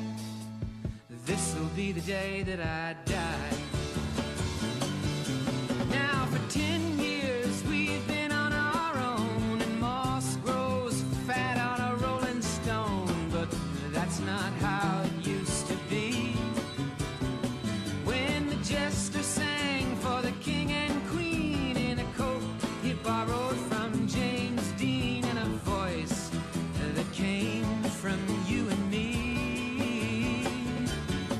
Oh, and while the king was looking down, the jester stole his thorny crown. The courtroom was adjourned.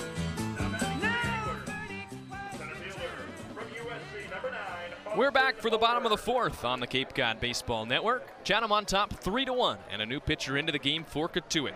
The lefty Harrison Bodendorf enters with a runner at first and 2 outs to face the leadoff man Austin O'Vern.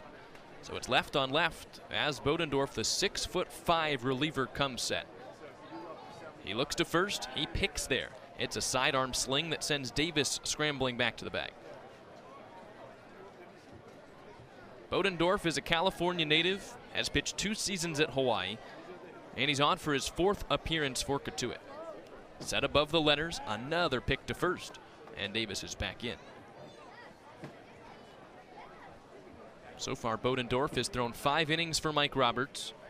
Got an ERA at 1.8 with 6 Ks and 6 hits allowed. Another pick to first. Austin O'Vern hasn't seen a pitch. Jaden Davis has gone back to the bag 3 times. 2 outs in the inning, a runner at first after Davis was hit by the final pitch Jansen Kiesel, the starter, threw. See if O'Vern finally gets one. Here it is. High and over his head. It's a ball and no strikes.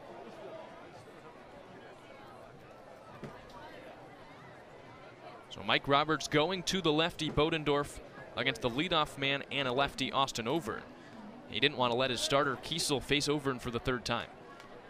1-0. And O'Vern hits a high fly ball down the right field line towards the pole. Just foul. At home run distance, just not the direction off the bat of Austin O'Vern. And the first strike goes 318 feet on what would have been a 2-run homer to give Chatham a 5-1 lead.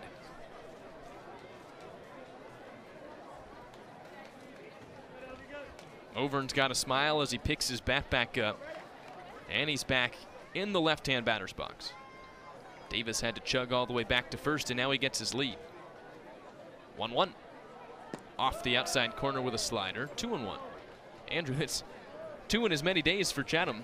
Ike Irish hit one onto the street yesterday that was 30 to 40 feet foul. That one not as close of a call. This one, we had a great view of it right down the line. About as close as you can get. 2-1. Off the outside corner again. Another slider. 3-1. And it's painful to watch if you're Austin Overn because it starts in fair territory and it's fair all the way down the line until it curves right in front of the foul pole. It was a screamer too. Would have gotten out in a hurry. So Overn knew before he got to first. 3-1. He chops it foul. Ahead of the breaking ball. 3 balls and 2 strikes. Overn had probably a better view than we did. As the ball was going down the line, so was he. Just managed to find its way foul. Davis now not being held on. 3 balls, 2 strikes, and 2 outs. He'll be on the move with Chatham up 3-1. Bodendorf comes set. Left on left. Here's the pitch. Overn bounces on the ground. Thatch a dive at first. He's on to one knee. He picks it up. He races over into the bag. And he just barely beats him there. Another close call as Overn almost beat the first baseman to first base. But he is retired for the final out of the 4th inning, and that sends us to the 5th. No runs on no hits, no errors, 1 runner left on base. Tyler Kozera heads out for the 5th. He's still in front 3-1. Stick with us on the Cape Cod Baseball Network. Chatham on TRC, Cape Cod.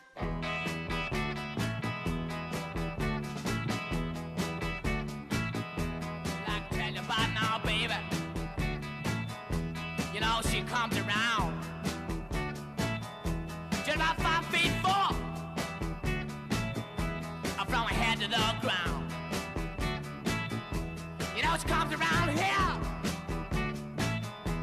Just about midnight. She make her feel so good, Lord. She make her feel alright. And her name is G. L. Whoa. R. I. G-L-Y. Oh, yeah. G-L-Y. Oh, yeah. I'm gonna shout it all night. Oh, yeah. I'm gonna shout it every day. Oh, yeah, yeah, yeah, yeah, yeah, yeah.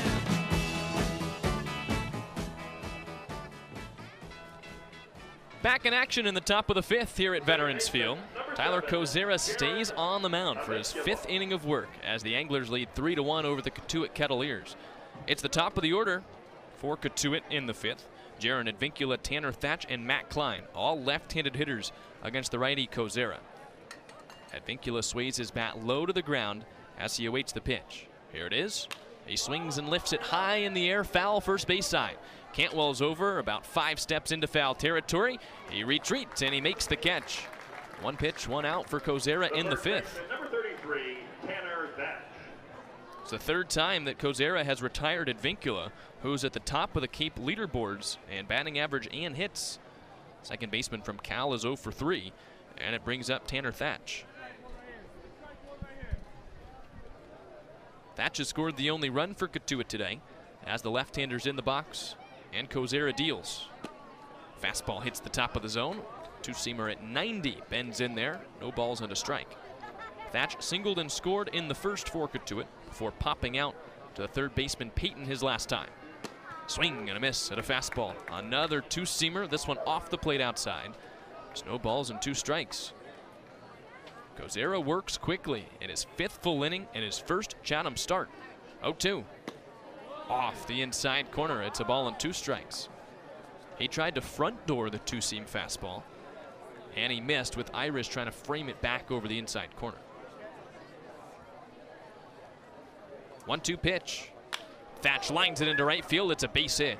He waited back on the breaking ball and spun it in to right field for his 2nd single. Runner at first with 1 out for Cotuit. In the top of the 5th inning, let's get some MLB scores, presented as always by Mahi Gold Outfitters. Pirates lead 4-2 over the Mets, Jack, in the bottom of the 7th.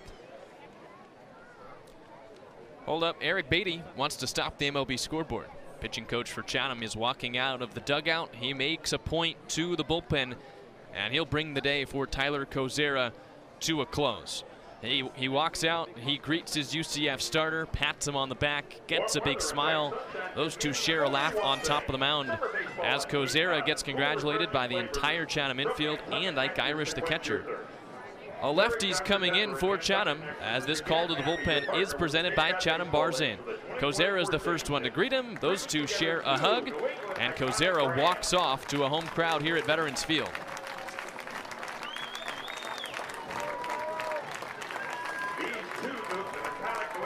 We'll keep it here on the Cape Cod Baseball Network. Get you the rest of those MLB scores as a lefty, Gabe Van Eman, warms up for Chatham. Yankees and Red Sox are playing again. 0-0, top of the 4th in that game.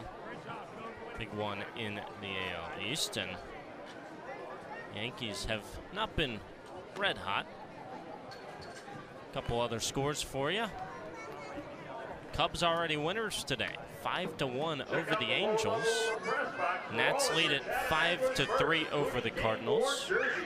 Your Giants, Jack, 3-0 the advantage over the Guardians in the bottom of the 3rd, inching back toward 500. Tigers have a 2-0 lead over the Reds in the middle of the 4th.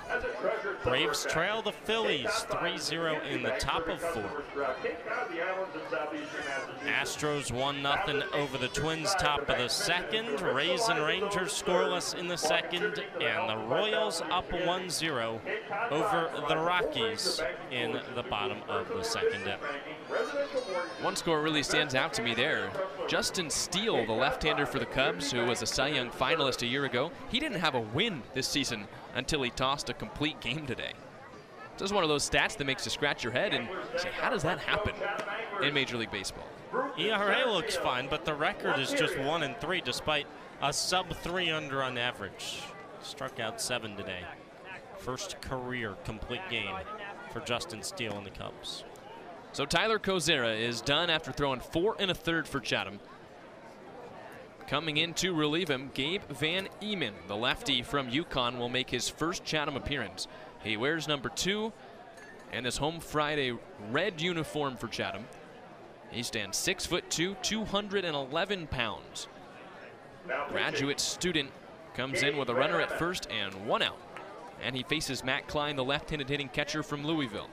First pitch, Klein shows bunt, he pops it up foul, and it touches down in front of the Cotuit dugout. No balls and 1 strike. Van Eman had a 5.88 ERA for the Huskies this past year. Made 10 starts in 17 appearances, but ended the season with maybe the best postseason pitching performance that we saw in regional play. He did it to advance the Huskies on. 0-1. Slider is on the outside corner. It's 0-2. He shook off his struggles throughout the year, entered with a 6.71 ERA and a do-or-die game against Oklahoma. Almost went the distance and didn't give up a run. 0-2. Swing and a line drive back to the screen. Still no balls and 2 strikes. Van Eman went 7 1/3. 5 hits, no runs, only 2 strikeouts. It was a vintage pitching performance on 109 pitches against the Sooners. Another 0-2. Check swing, he went around. Oh, an uncomfortable at bat from Matt Klein gives Gabe Van Eman his first angler strikeout. And I'll tell you why.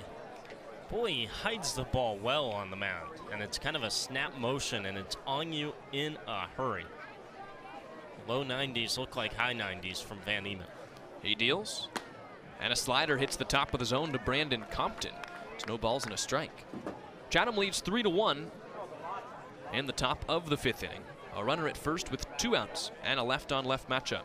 Van Eman delivers, swing and a miss. Slider off the plate outside. It's no balls and 2 strikes. So Van Eman quickly ahead 0-2 on Brandon Compton, who was walked and flown out. 0-2 pitch. Strike 3 call. Slider on the outside corner, and Van Heeman does his job and then some. He comes in relief of Kozera. He strikes out the first 2 he faces, and he keeps Chatham in front 3-1.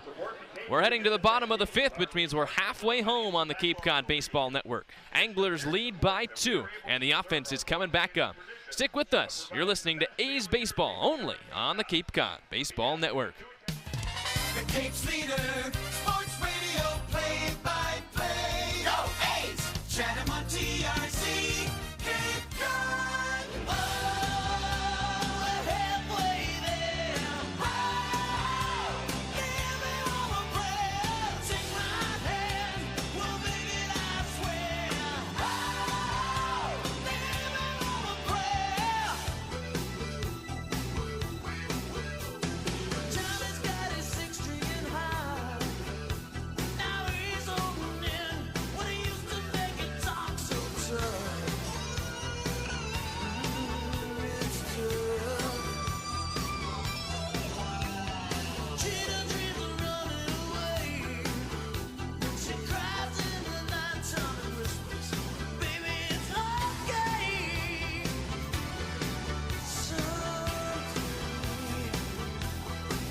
we gotta hold on to what we got. It doesn't make a difference if we make it or not. We got each other, and that's a lot for love. We'll give it a shot. Oh, we're halfway there. Oh, give me all a prayer. Take my hand, we'll make it, I swear.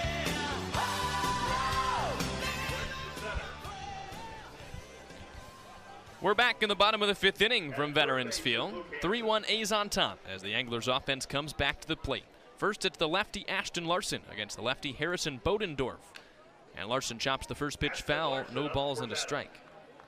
So the A's have a 2-run lead, and they bring to the plate Larson, Irish, and Bay against Bodendorf, who stays out for his first full inning of work. Plenty of defensive changes to get to you, but first the final line on Jansen Kiesel, who got the start today for Cotuit. Went 3 2/3, 3 hits, 3 runs, 3 earned, 5 strikeouts. 0-1 to Larson. Swing and a miss. A changeup out of the hand of Bodendorf. It's 0-2. So Jack, defensively for Cotuit, Nathan Hall has come into the game. He's in right field. That moved Charles Davalon to center, and Luke Hansen into the game at third base. 0-2.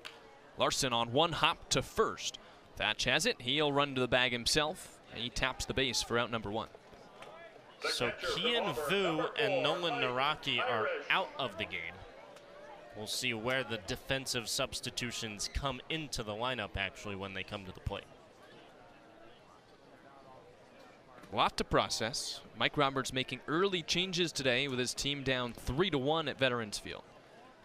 Another left-on-left matchup as Bodendorf deals to Irish.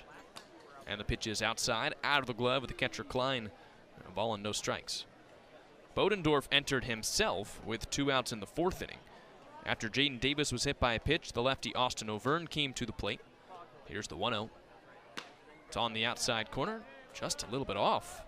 Fastball didn't miss by much, but the count is 2-0 on Ike Irish.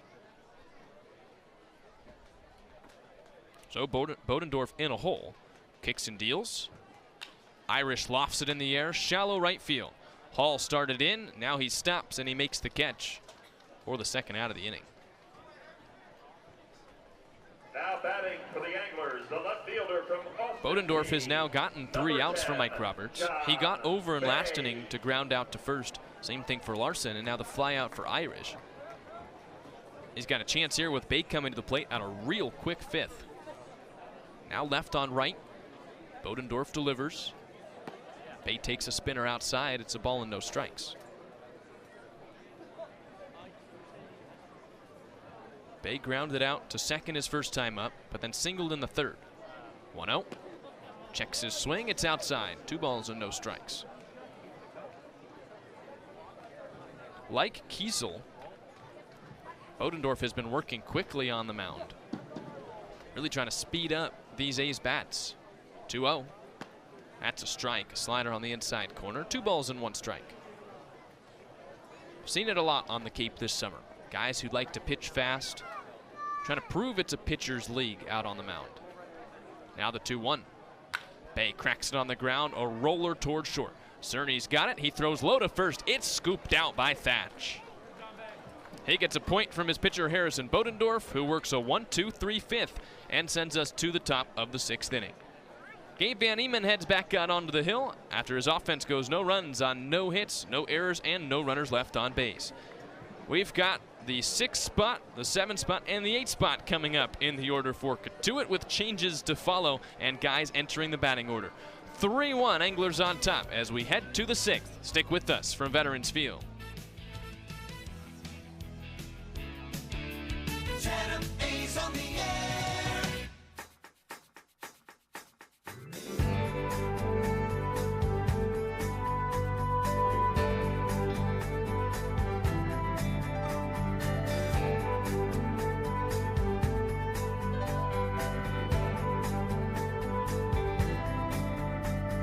I got so down and out in Frisco, tired of the pills and the rain. I picked up headed for the sunshine. I left a good thing behind. Seemed all of our love was in vain. Now my baby's coming in on the Tucson train.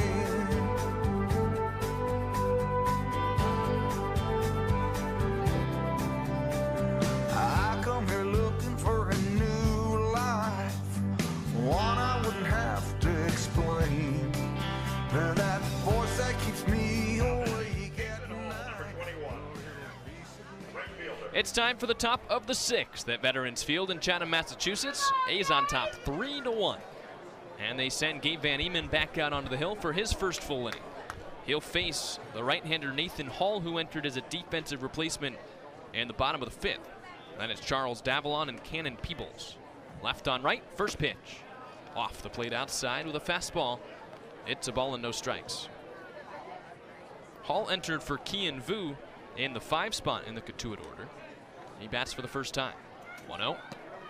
Takes a changeup low, 2 balls and no strikes. Van Eman works solely from the stretch as he sets at the belt and delivers. It's bounced on the ground off the facing of the Cotuit dugout. 2 balls and 1 strike.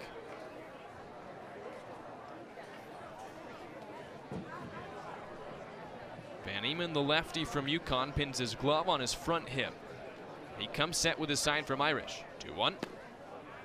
Up above the zone, 3 balls and 1 strike. Van Eman, like a couple of the guys that we've seen tonight, working very quickly. He struck out the first 2 he faced in the 5th. Now the 3-1 is popped up first base side in foul territory. Cantwell over near the fence. It is off the top of the fence and foul. Ricochets into the fans down the right field line. 3 balls and 2 strikes. Cantwell had a chance there, but the fence has no padding. It doesn't have any protective stuff on top, so he would have gone elbow into the chain link sharp pieces at the top of the fence. He made the business decision not to do so. 3-2. Popped up foul again, out of play. Safe to say probably the smart move from Luke Cantwell. I'd say so. It's too valuable for Chatham right now at first with home runs in back-to-back nights. 3-2 again. Bounced on the ground, right back to Van Eman. He reaches high, he grabs it, and on the run he flips to first. 1 away. It's a good glove stop from Van Eman because he's a lefty. Momentum taking him toward third base, so he had to swivel around, go back toward first base before he could reach the glove up and get it. We're learning about Van Eman as we go. Just arrived in Chatham a couple of days ago. He was activated yesterday. Got his number yesterday. First pitch is off the plate outside to Charles Davalon. He's appearing today for the first time. He's gotten 3 outs for the A's. Sheets relying on him through the heart of this Cotuit order. 1-0, swing and a miss. It's a ball and a strike. From what we could tell so far, he's a strike thrower. He's able to work back in counts. When he doesn't get ahead, he can field his position. 1-1 is rolled up the first base line, foul. It's a ball and 2 strikes. 3-1 Chatham on top. Van Eman pitching in the top of the 6th inning in relief of Tyler Kozera, who went 4 1/3. A ball and 2 strikes on the lefty Charles Davalon with 1 out and the bases empty. Here come the claps and the 1-2. Davalon flies at foul. Out of play over the third base press box. It's a ball and 2 strikes.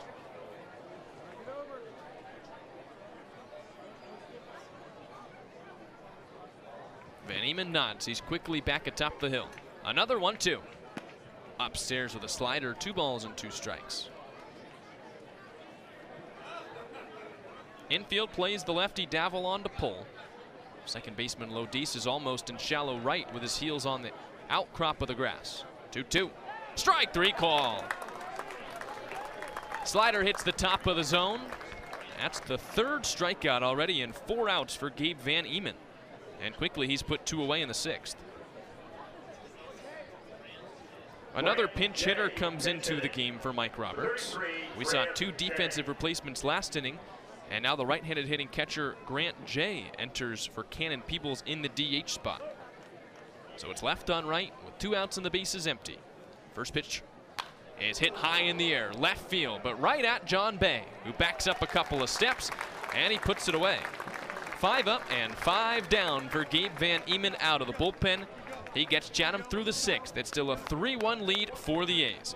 When the Anglers come back to the plate, it'll be Arquette, Payton, and Lodis as Harrison Bodendorf heads back out onto the mound.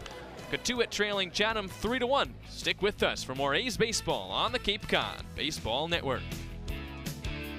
Chatham A's on the air.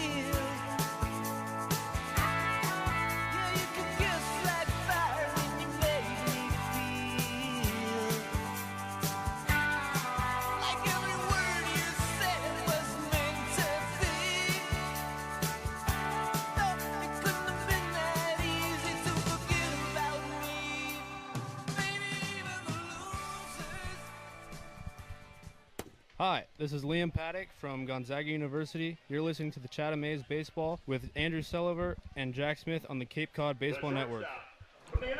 We're back for the bottom of the 6th here at Veterans Field.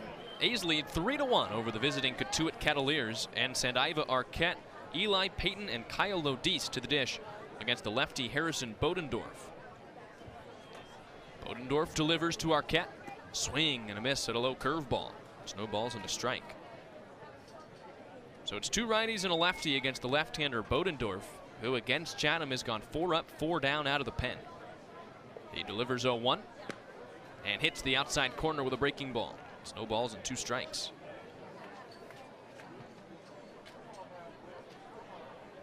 Bodendorf is quickly back into his windup. He comes set.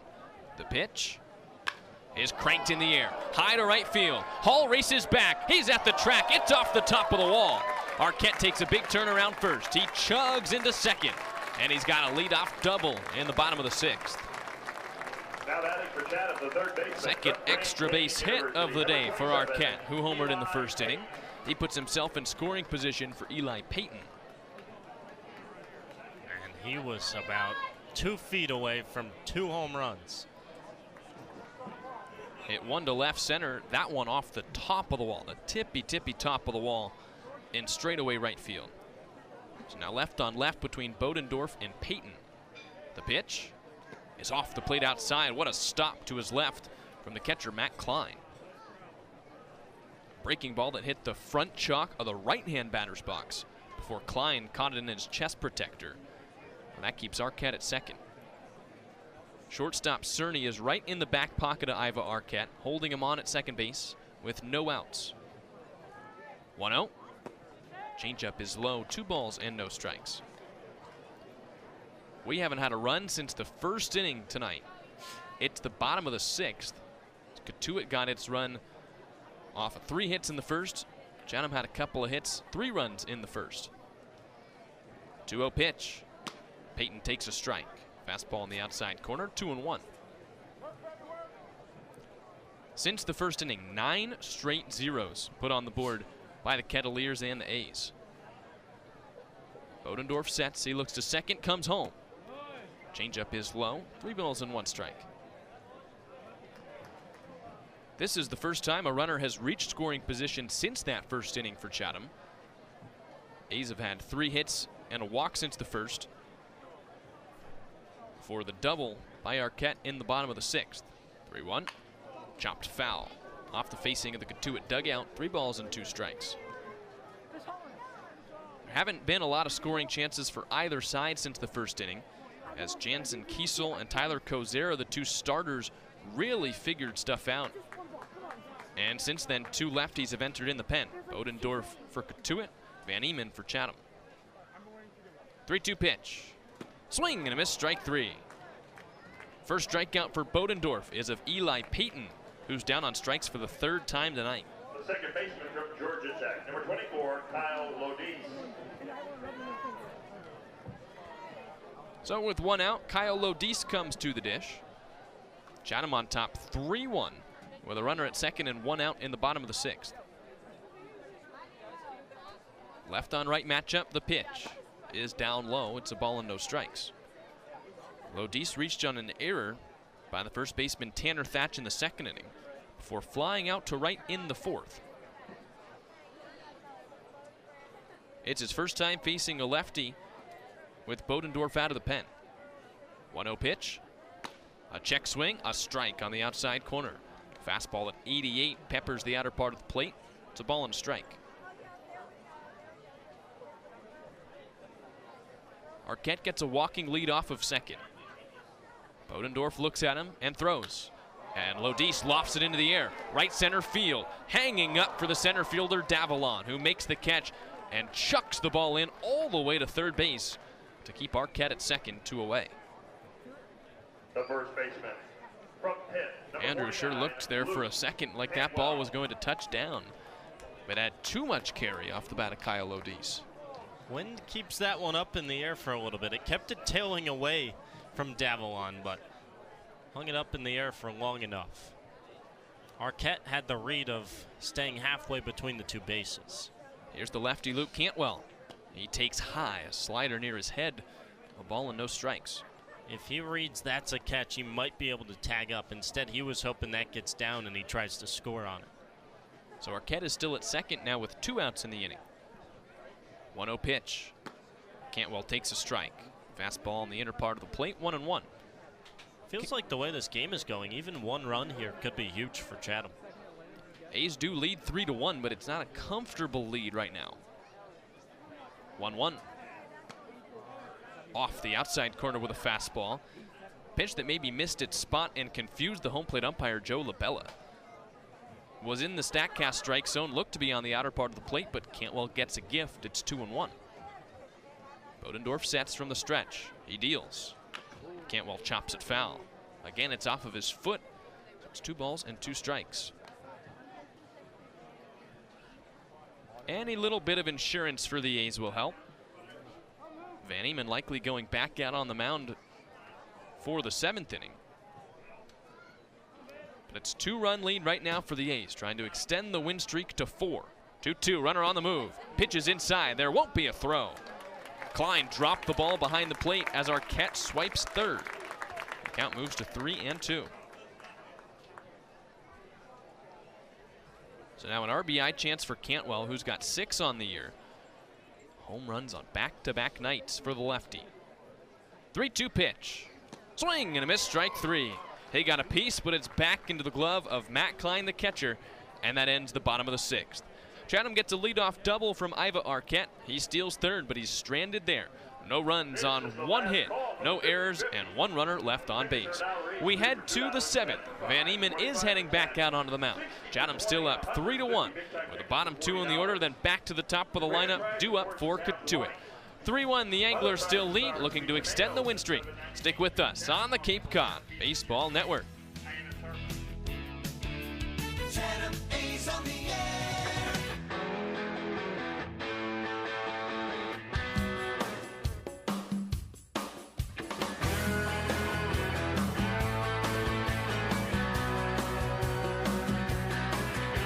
Sun coming up over New York City.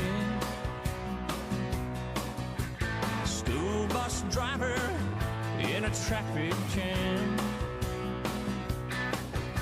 Staring at the faces in a rearview mirror.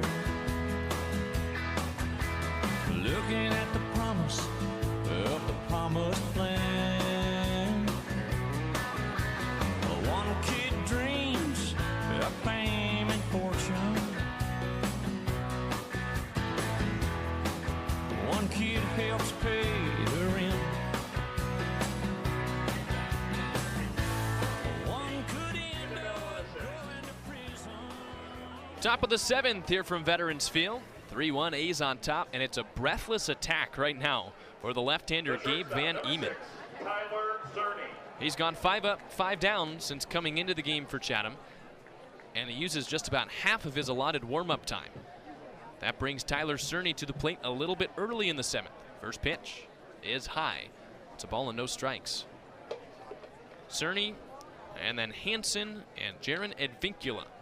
8-9-1 for Cotuit. 1-0. Pitch is high again. 2 balls and no strikes. It's rinse and repeat for Gabe Van Eman. He gets the ball, he gets on the mound, he throws, he does it all again. 2-0 on the way. Cracked foul. Over the first base dugout, out of play. 2 balls and 1 strike. It's worked so far for the lefty from UConn. He's gotten 5 outs, 3 of them of the strikeout variety since entering with an out in the 5th. 2-1. Swing and a miss from Cerny. 2 balls and 2 strikes. Hard to keep pace with a lefty, Gabe Van Eman. For us, for the hitters, for just about everyone on the field here in Chatham. 2-2. Cerny pops it up again. It's out of play.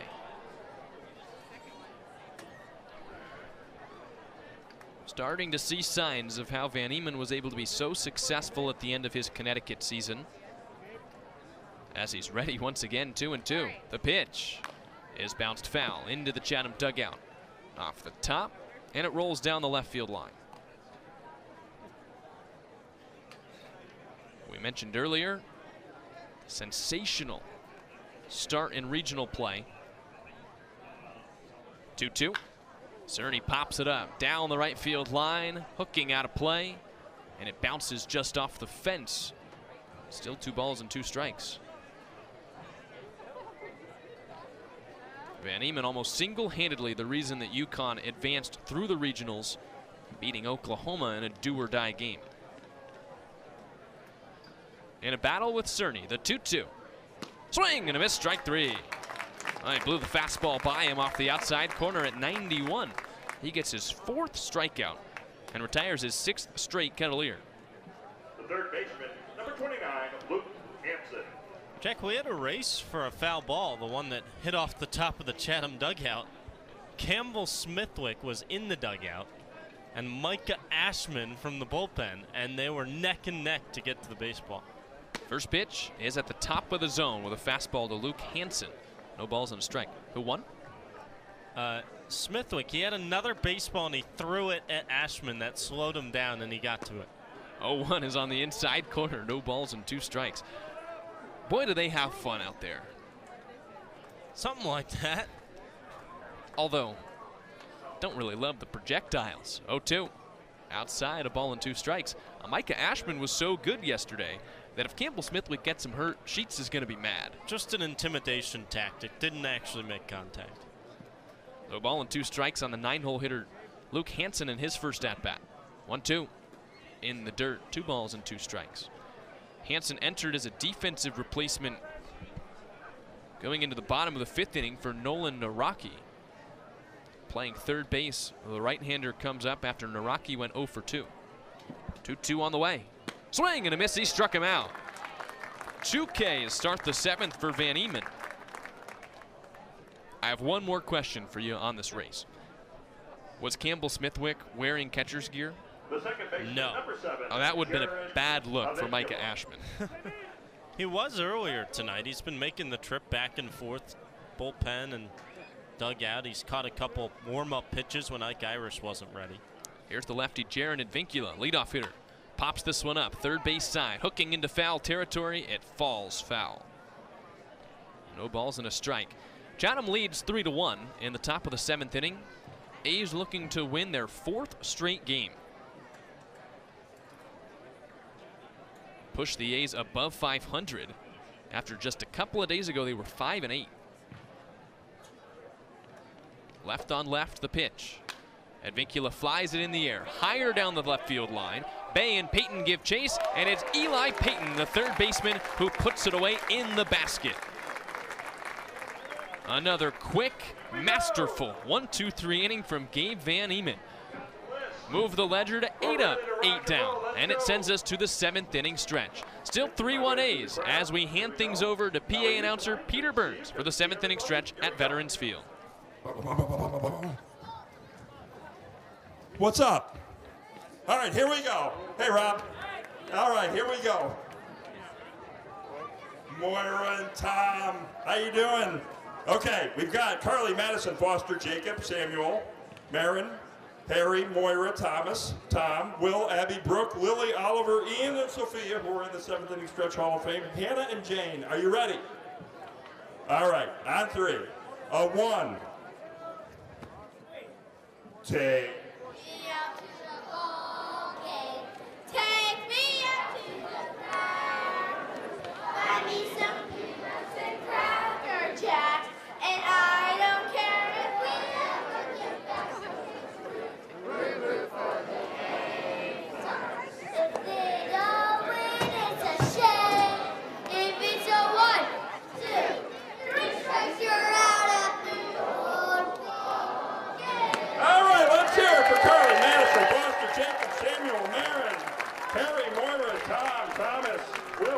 Always a good time here at Veterans Field.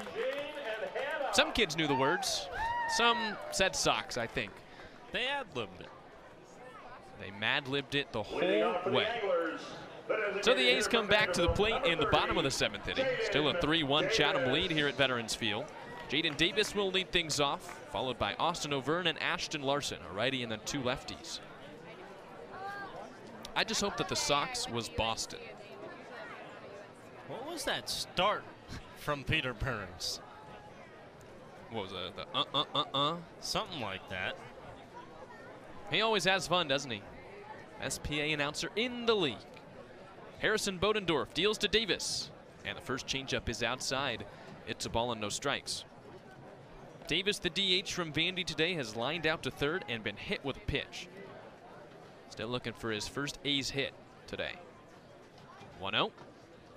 He takes off the plate outside, 2 balls and no strikes.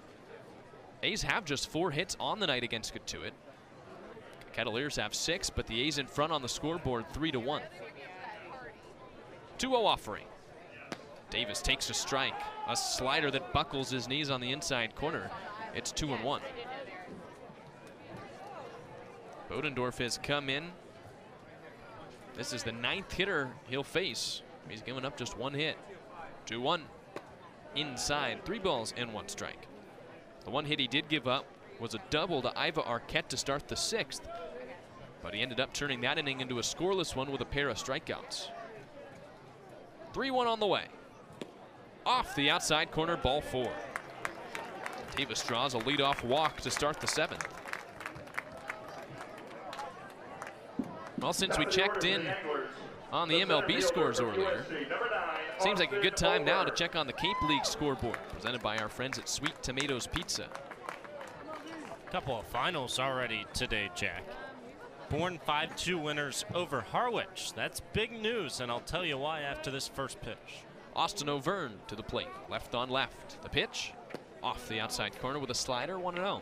loss for the Mariners on the road moves Harwich to 9-8, and a Chatham win tonight ties the A's for second place in the East. It's been a steady climb over the last couple of days for the Anglers.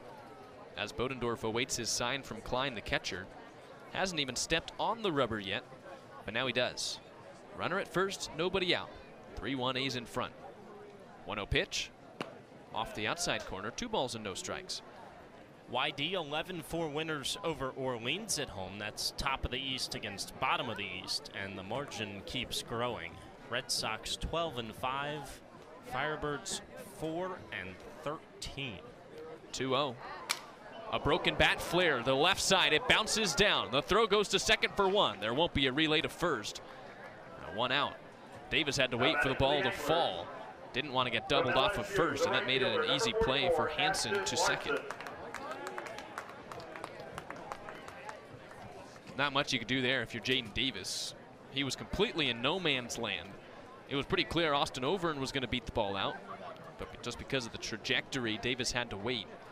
So there's 1 out. Overn is now the runner at first after the fielder's choice.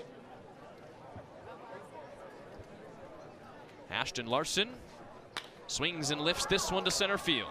Davalon is over to his left. It hangs up for him. He puts it away for out number 2. Couple of hard hit balls out to center today for Larson. Couple more scores to fill you in on. Brewster wins 7-6 over Falmouth. Final after 7 innings today. I can only imagine that they ran out of daylight at Stony Brook Field. And it's 8-6 Hyannis over Wareham in the top of the 9th with 2 outs. Hyannis an out away. A pick goes to first. It sends Austin Overn scrambling back. Here it is 3-1. A's on top in the bottom of the 7th inning, trying to win their 4th straight. Another lefty, Ike Irish, is at the dish. Overn gets a big lead off of first. Bodendorf stares, he throws, and misses outside, a ball and no strikes. So we await the final here to see if the A's can move into second place. Just a few days ago, they were in 4th before a win over Brewster and 2 wins over East Division rivals Orleans. 1-0. On the outside corner with a fastball. It's a ball and a strike.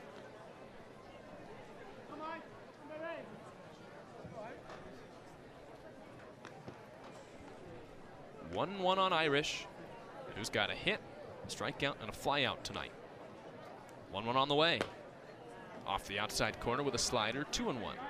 Ball gets away from Bodendorf on the throw back, but no movement from Overn at first.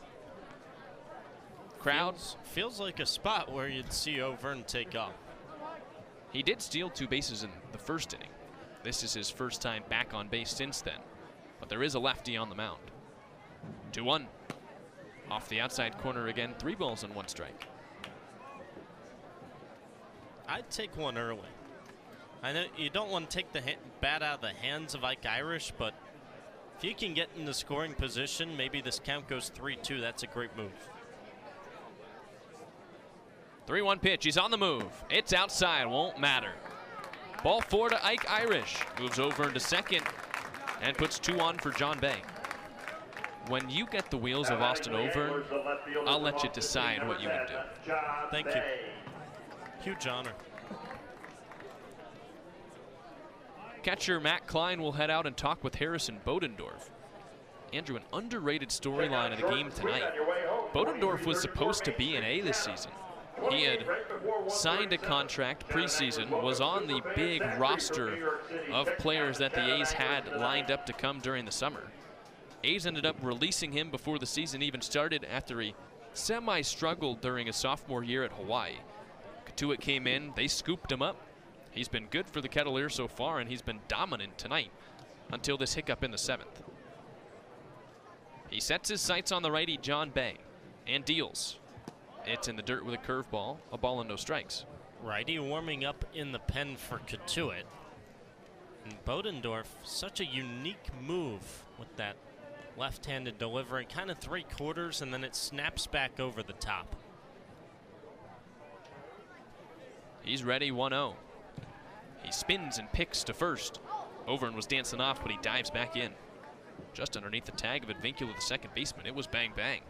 Interesting to talk to Chatham pitching coach Eric Beatty, who has been a manager in this league previously with Hyannis, about how much you have to juggle all of these contracts and players and when they leave. 1-0. Runners on the move. Bay cues it out in front of home plate. Bodendorf's over. He fields. He throws to first. And it is in time to get John Bay. Well, Bodendorf never made it to Chatham, but here at Veterans Field tonight, he has worked now 3 2/3 scoreless innings. That sends us to the top of the 8th, where Andrew Selover will have you the rest of the way here at Veterans Field. A's go scoreless over the middle 4 innings. So do the Cotuit Kettleers. No runs scored since the first, when all 4 were scored today. It's still 3-1 Anglers as we head to the 8th inning. Gabe Van Emen heads back out onto the mound for Chatham, as the A's need to pitch just 2 more innings, holding a 2-run lead for another victory. Win streak on the line when we come back here at Veterans Field on the Cape Cod Baseball Network. Sports Radio, play-by-play. Go A's! Chatham on TRC.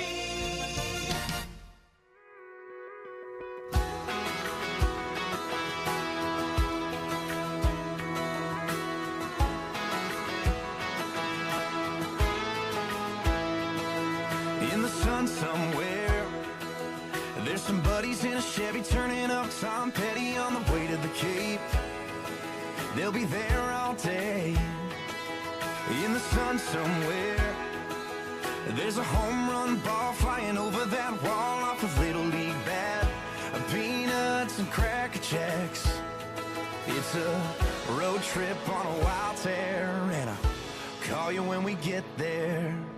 Here's to making that coffee can cash. Here's to making those good times last. 2 for 1 at the fireworks stand. Cold beer in my right hand. Pretty girls in a top-down Jeep. Wind blowing through their bleached blonde hair. Having fun forever young out there in the sun somewhere.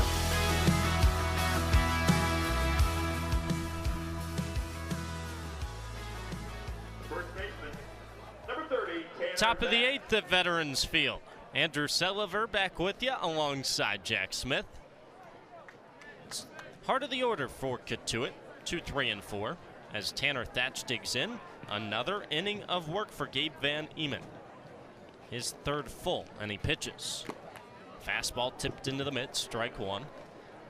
Gabe Van Emen out of UConn came in the 5th inning with 1 out in relief of Tyler Kozera. He's through 2 2/3 scoreless. Left on left, 0-1. Fastball rocketed deep into the gap in left field. Back goes Bay, overcomes Overn. They watch it sail off the fence. Thatch cruises into second base. A stand-up double the other way to start the 8th inning. By far the hardest hit baseball off of Gabe Van Emen so far. And it breaks a streak of 8 straight Kettleers retired. Brings the tying run to the plate here in the top of the 8th. And before that, a quick chat from Ike Irish, the catcher, with his battery mate, Gabe Van Emen.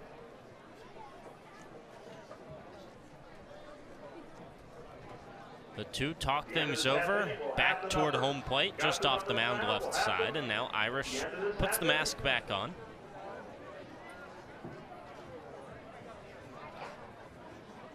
And boy, we've got some serious confusion. The first base coach for Cotuit has all the gear from Thatch, and he's running things over. Oh, he has the helmet for Mike Roberts, the manager and third base coach. Gotta be safe. He was caught back and forth. I mean, he ran all the way down the first base line, really tall, lengthy legs, and he got behind home plate. Then he went back toward first, and then he reversed course and got the helmet over there. First pitch decline, swing and a miss. Nasty slider on the outside corner to the lefty.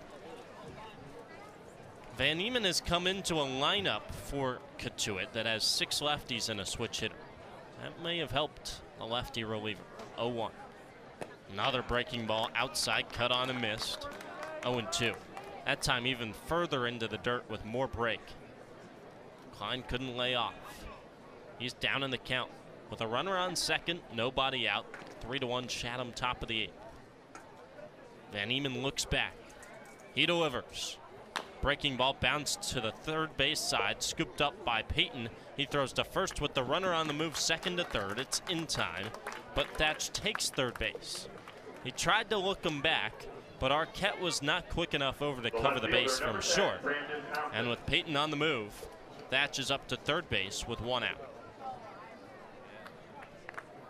Even 1 run for Cotuit here would be huge. You don't have to get both of them back in the same inning. Give yourself a chance in the 9th where everybody that comes to the plate is a tying run if it's a 3-2 game. First pitch to Compton. Bounced up the middle. Deep at short. Arquette has it. It'll score the run. He sidearms to first for the second out, but it's an RBI ground out from Brandon Compton. That scores Tanner Thatch from third after his leadoff double. Cotuit's back within 1 here in the 8th with 2 outs. The right fielder, number 21, Nathan Hall. I'll also add, as sounds like some fireworks being set off in the distance, that might not be a Titan Hayes night for Chatham coming in for the save. Pitched a couple nights ago, went 5 outs at Brewster, also pitched last night. And the first pitch is a strike from Van Eman to Nathan Hall. Previously, early in the season, first real closing opportunity for Chatham went to Malachi Witherspoon. He's back on the roster, but he's not active tonight. 0-1, bounces in. Witherspoon should be active again tomorrow, rejoining Chatham from Team USA.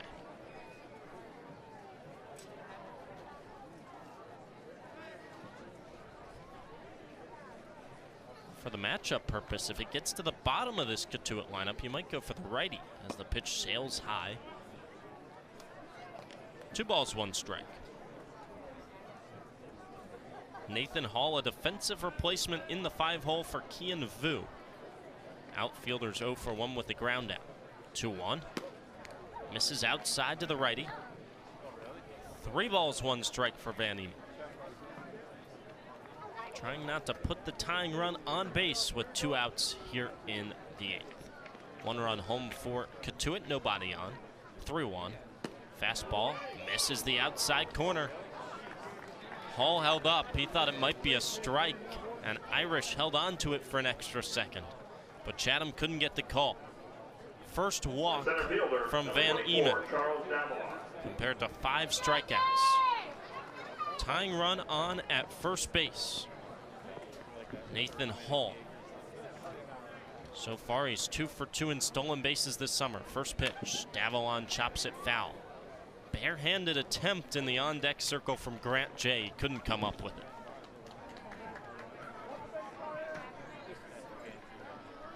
Three to 2 Chatham. Righty arm warming up for Cotuit in the pen. 2 outs, top of the 8th. 0-1. Bounced foul again, first base side. Rolls past the Cotuit dugout. Van Eman 1 strike away from keeping a 1-run Chatham advantage into the bottom of the 8th. A's have 5, 6, and 7 due up. Out of the stretch, the lefty comes home. Fastball misses high. 1-2.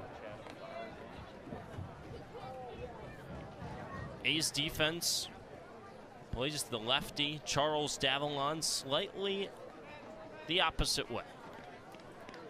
Hall held on at first by Cantwell. 1-2. Outside. Plenty of fans still here in attendance. Hill has emptied a little bit, but still a couple hundred out there behind the fence. 2-2. Breaking ball, waved and missed. Davallon completely fooled at 79 out of the hand of Van Eman. Davallon just a half-hearted hack, and he goes down swinging. The 6th strikeout tonight for Gabe Van Eman. He gives up 1 run on 1 hit. No errors from Chatham in the field, and 1 man left on for Cotuit. We head to the bottom of the 8th. Chatham's lead has grown slimmer. It's 3-2 Anglers as we head to the bottom of the 8th on the Cape Cod Baseball Network. Chatham on TRZ, Cape Cod. Coming out of my cage.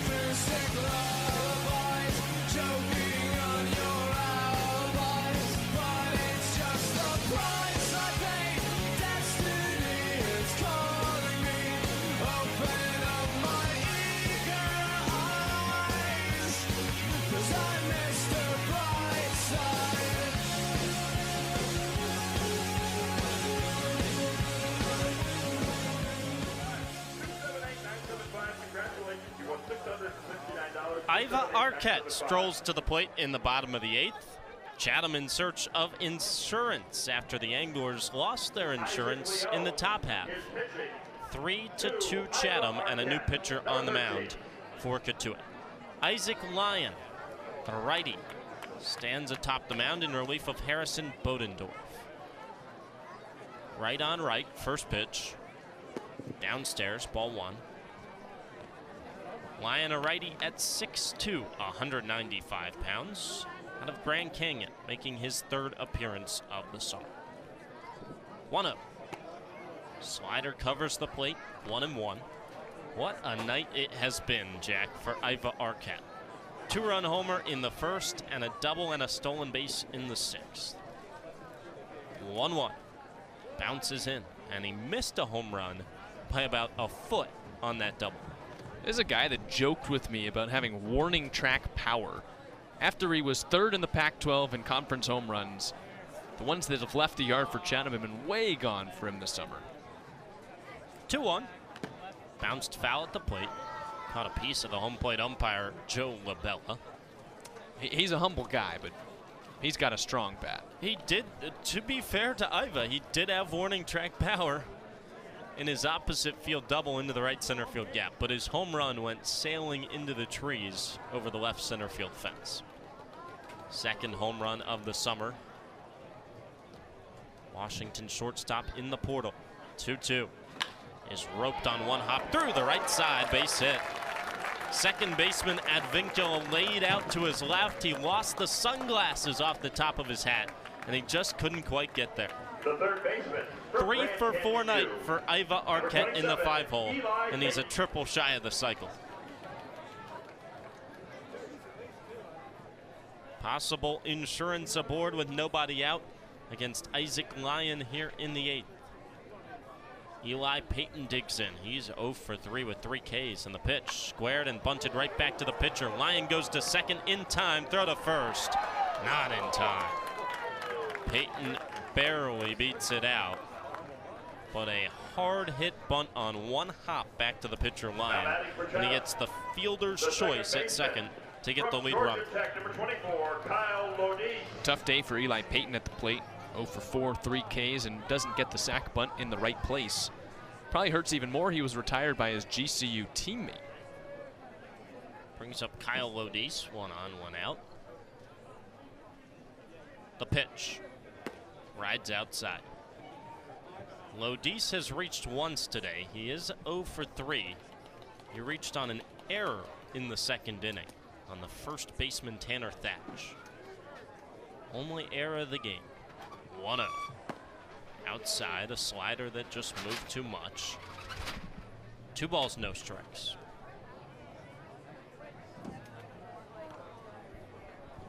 Payton held on at first by Thatch. Rest of the infield slightly to pull for the righty Lodise. Outfield straight up. Lyon from the stretch, the 2-0. Check swing, it finds the outside corner. 2 balls, 1 strike.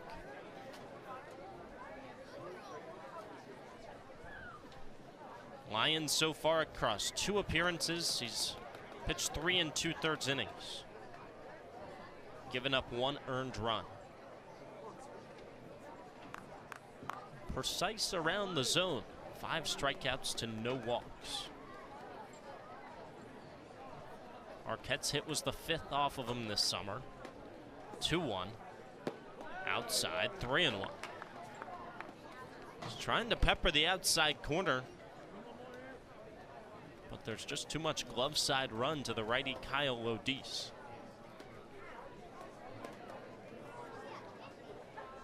The pitch. Outside, 5-pitch walk for Kyle Lodise. He's aboard, moves Eli Payton over to second. 2 on, 1 out for Luke Cantwell, who has not hit his nightly home run yet tonight. Fun fact, home runs in back-to-back nights, both of them did come in the 7th inning or later. Right on left matchup with 2 on, 1 out. The pitch. at the top of the zone. Strike called. Although the other 2 home runs were 2-run shots, so someone's got to get picked off for him to homer now. Entirely possible. Peyton held on at second, 0-1. Off the outside corner, 1-1. With the number of pickoffs we've seen tonight, that's wouldn't be the world's most shocking event. 1-1. Taken off the plate outside, 2-1. Would be with the number of successful pickoffs tonight. Ofer. New baseball needed for Isaac Lyon as he lobs the old one into his catcher, Matt Klein, and gets a new baseball that he grips with his right hand. Cantwell from the left side, 0 for 2 with a walk today. 2-1. Taken at the top of the zone, at the numbers, 2-2. Chatham 3, Cotuit 2. He's getting out hit 7-5, but leading it where it matters. Chatham in search of a 4th straight win, hunting insurance in the 8th. 2 on, 1 out, 2-2 to Cantwell. Taken off the plate, 3-2. Lyon is trying to nibble. So far unsuccessfully against Lodis and now Cantwell. In danger of walking a 2nd straight hitter, putting the bases loaded. The payoff, swing and a miss. Ran it up to 92. Big hack from Cantwell, and he's down on strikes. Now batting for the Anglers, the designated hitter. So in the 9th inning, 3 righties are due up to the plate for Cotuit. We've seen Van Eman sparkle tonight, but a right-hander is warming up in the Chatham pen. It's Pierce George. There's a chance we see him for the save in the 9th inning. First 2 outs, 2 on for Jaden Davis in the 9-hole. The pitch taken outside by the righty out of Vanderbilt. DH so far tonight for Chatham. Hit one hard in the 2nd inning. A line out to 3rd base. 1-0. Slider in the zone, strike 1. He was then hit by a pitch in the 4th and walked in the 7th.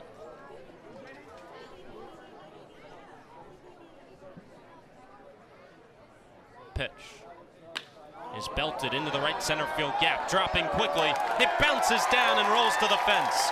1 run is home. Wave around 3rd for Lodis. The throw to the plate is on time. Gunned out at the plate, but not before Jaden Davis drives home Eli Payton and advances the Chatham lead to 4-2. Chatham got greedy, trying for 2 on what was going to be a double into the gap from Jaden Davis. Lodis can't quite come around to score from 3rd, but it does bring home much needed insurance as Chatham goes for 1 run on 2 hits, no errors in the field, an outfield assist, and 1 man left on base. 4-2 A's headed to the 9th, and Pierce George on to close it out at Veterans Field. Chatham on TRC, Cape Cod.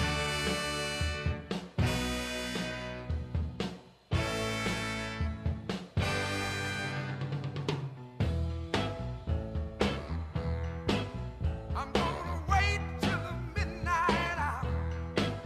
That's when my love comes tumbling down. I'm gonna wait till the midnight hour when there's no one else around.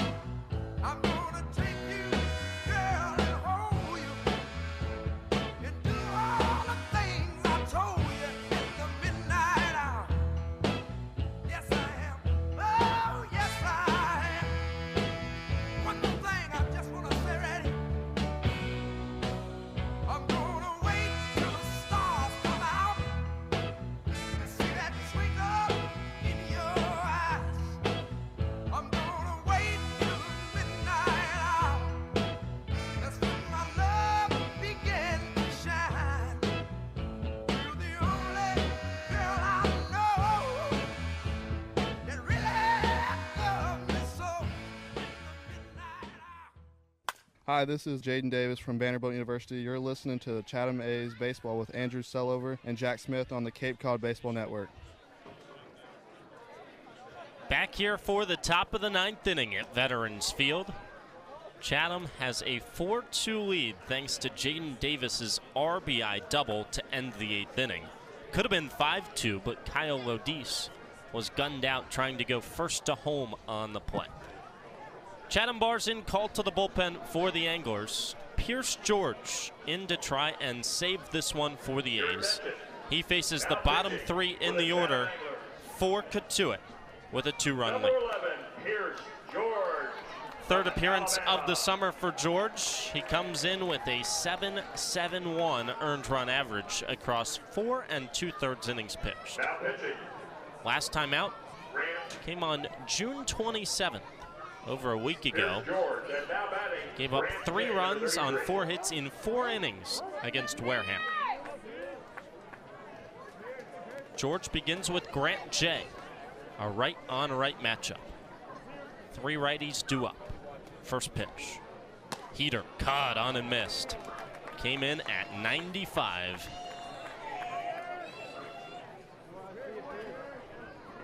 George replaces Gabe Van Eman, who was masterful tonight. Final line in a moment.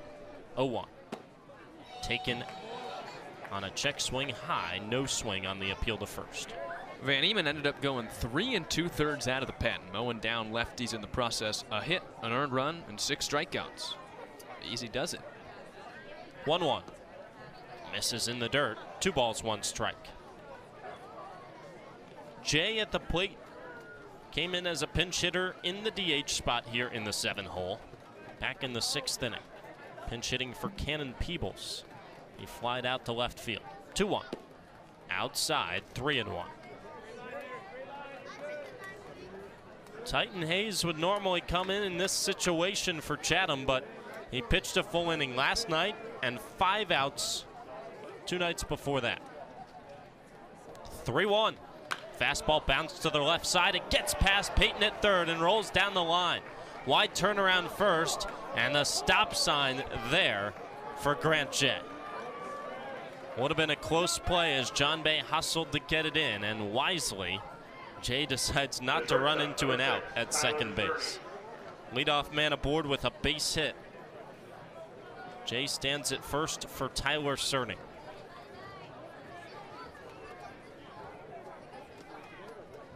Tying run to the plate with Chatham up 4-2 on Cotuit in the top of the 9th.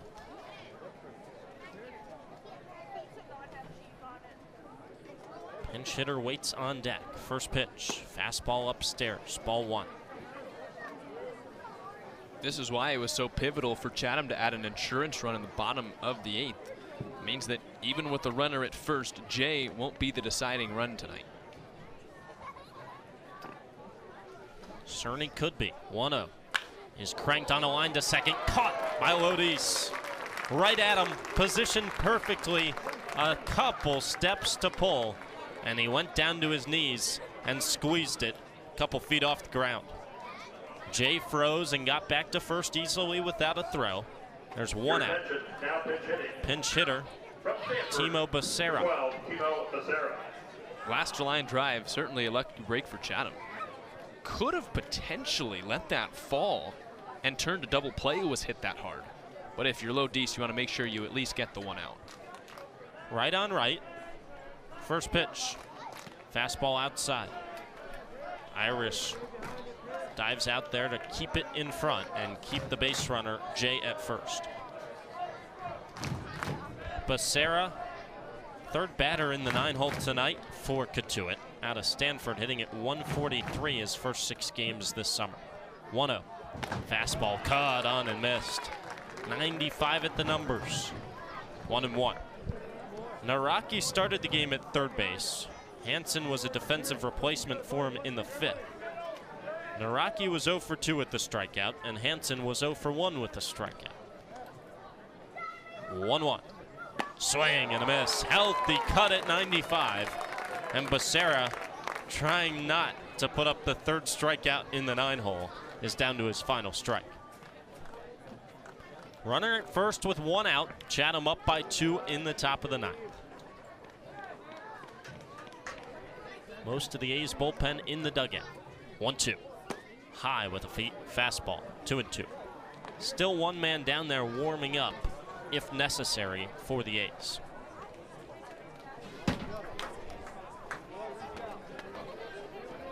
Jay held on at first. Batter Becerra represents the tying run. 2-2. Fastball high. Runs the count to full. That's where Pierce George has lived this at-bat. The high heater. But the last two not competitive enough to draw swings from Timo Becerra, the pinch hitter. Jaron Advincula on deck, the leadoff hitter. Payoff pitch. Fastball caught on and missed. Running up to 96, and Becerra was late. A big-time first strikeout from Pierce George. And Cotuit's down to its final out. Second baseman, number 7, Jaron Advincula. Jaron Advincula would be the guy that Cotuit wants at the plate. Came into tonight with the league-leading average of .449, but he's 0 for 4. Couple pop-ups and a couple ground-outs. Right-on-left matchup. George from the stretch comes home. Fastball, wave, and a miss. Advincula out of his shoes, nearly lost the helmet. 96 at the shoulders. That was 1.5 feet above the plate. Chatham dugout waves Eli Payton closer to the line at third, trying to prevent any doubles. 0-1. Bounced foul. Rolls over to the first base dugout. Start the slow clap at Veterans Field. Chatham 4, Cotuit 2. Tying run at the plate for the Kettleers in the top of the 9th with 2 down. Advincula awaits, 0-2. Pierce George from the stretch. Here it comes. And it bounces in, and it caught a piece of Advincula. It hit him in the foot. And the tying run aboard for the Kettleers. Pierce George sped up, and he skipped it off the right leg of Jaron Advincula. And Joe LaBella, the home plate umpire, he didn't even realize that the ball had hit Advincula until the second baseman from Cal started shaking his foot. Likely hit him. Could also be a very good sell job from Advincula. A quick conversation on the mound between the third baseman Eli Payton, the first baseman Luke Cantwell, and the closer Pierce George. He now faces another lefty, Tanner Thatch, who has plenty of pop in his left-handed swing, representing the go-ahead run. 2 outs, first pitch, fastball on the inner half, strike 1. Thatch moved out of the way, trying to get the ball call. Couldn't draw it, 0-1. Thatch just hitting 157 in 16 games, but he has 4 home runs. Leads the team, top 3 in the Cape League. 0-1. Cranked through the right side, a base hit. It rolls out into the right field. Stop sign at third. Jay stays put. And they're loaded. And the tying run at second. And the go-ahead run at first for Cotuit in the 9th from Matt Klein. The average might not have been pretty for Thatch coming into the night, but that's his 4th hit of the day. 3 singles and a double tonight. Klein, the catcher out of Louisville, is 1 for 4. Only hit came in the first inning, a single. Trying to keep the train moving. Base hit should score 2 and tie the game. First pitch. Fastball hit high in the air toward the left side. Behind the bag, it's Payton who gives way to Arquette, and he grabs it into the left field grass, and it's 4 straight for Chatham. The A's take down the Kettleers. It was close the whole way, and Cotuit leaves them loaded in the 9th. Chatham 4-2 victors at home to move back ahead of 500. With the win, the A's tie Harwich for second place in the East.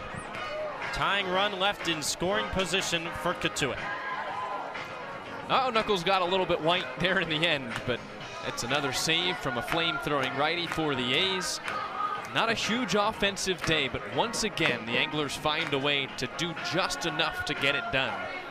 And Sheets in that third base dugout has to be happy with the way his team's playing right now.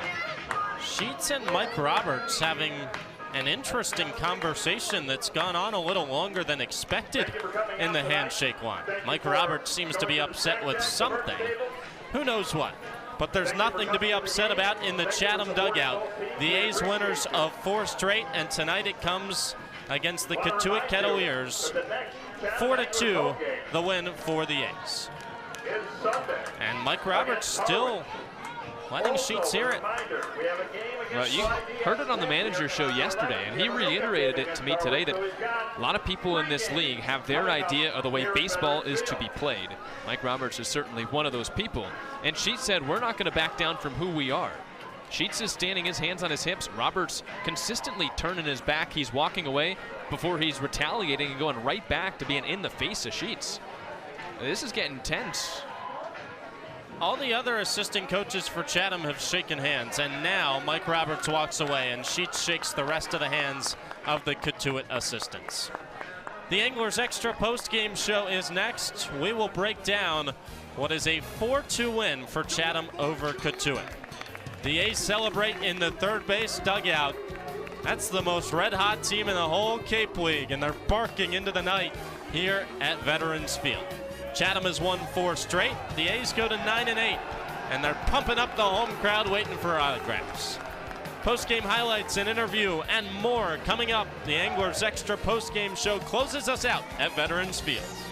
Sports Radio, play-by-play. Go A's! Chatham on TRC.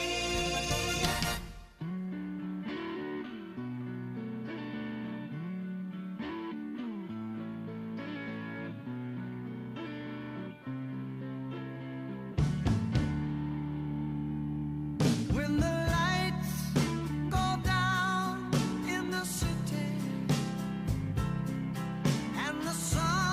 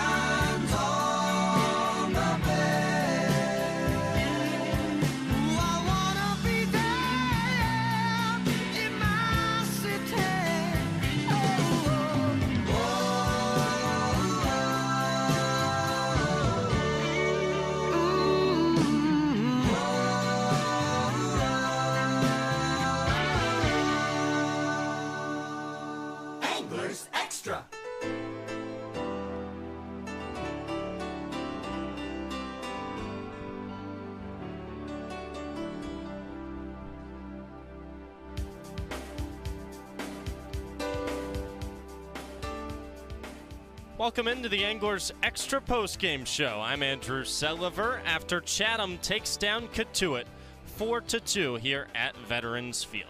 As always, the Anglers Extra Postgame Show is brought to you by the Chatham Bars Inn. That's New England's premier ocean front resort here in the town of Chatham, Massachusetts. It's 4 straight wins for the Anglers as Chatham keeps it rolling right around this July 4th holiday, where the A's have turned it on, and with tonight's win, Chatham has gone back above 500.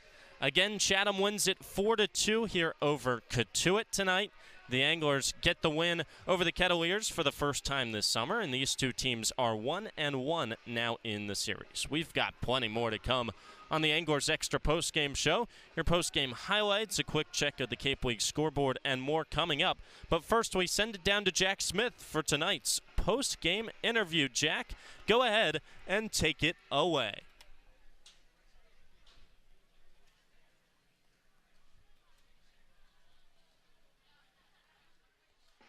Well, we're having some technical difficulties with Jack there on the field, so we'll hopefully get back to Jack in just a minute,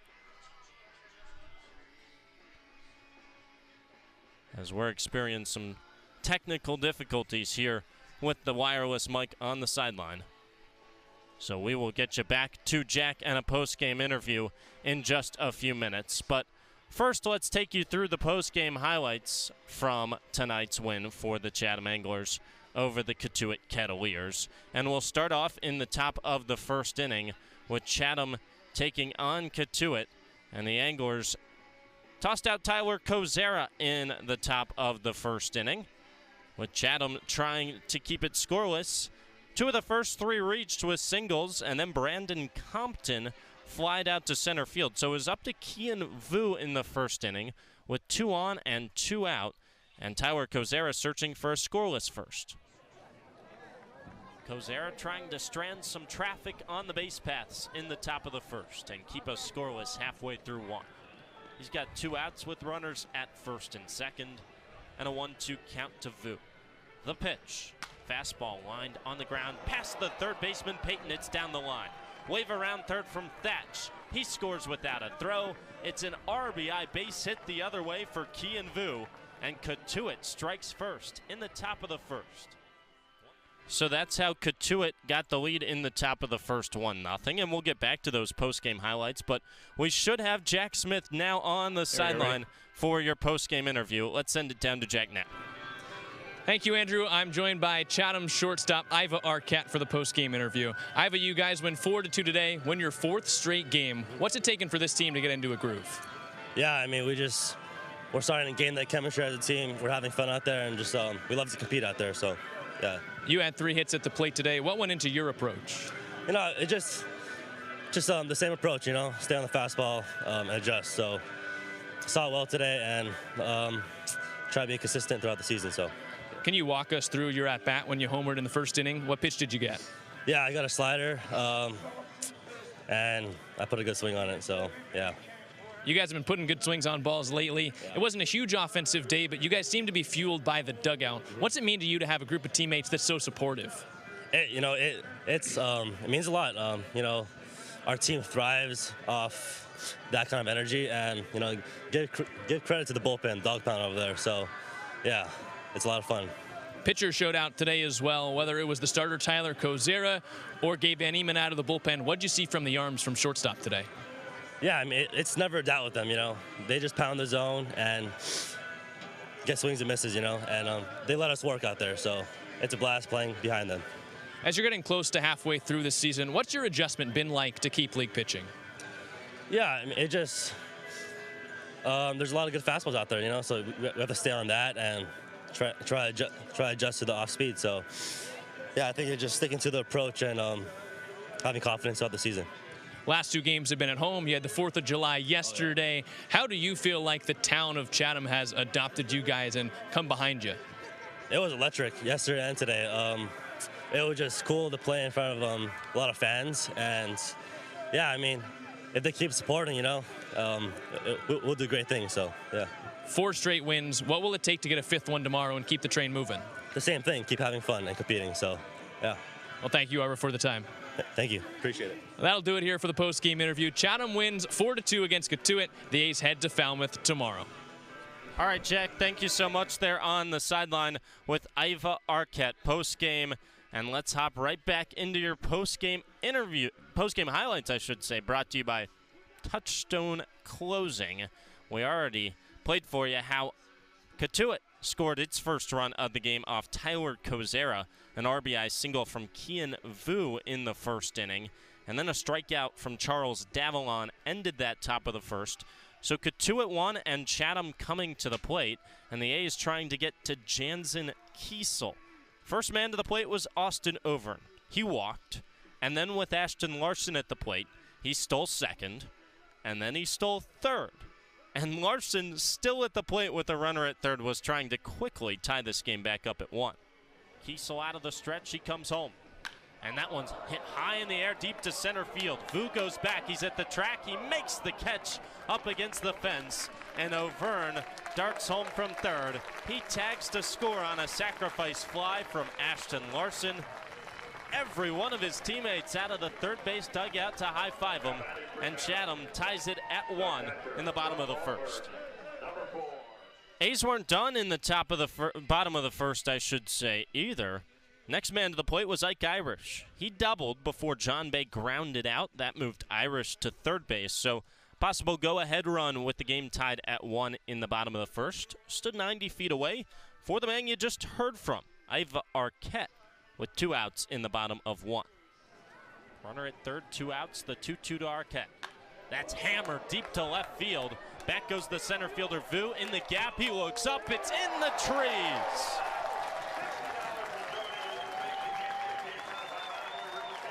Second home run of the summer for Iva Arquette, and he plants Chatham in front 3-1 in the first inning.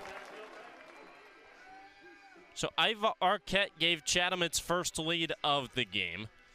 And the A's had chances. Next inning at the plate, still 3-1. First 2 reached for Chatham. They moved over to second and third on a wild pitch, and then Jaden Davis lined out. Austin Overn struck out, and Ashton Larson flew out. And the A's left 2 in scoring position. And the defense and the pitching really was the story from there on. We mentioned how Tyler Kozera gave up 1 in the first, but some of the defense behind him was helping him keep it scoreless after that, including Austin Overn in the fourth.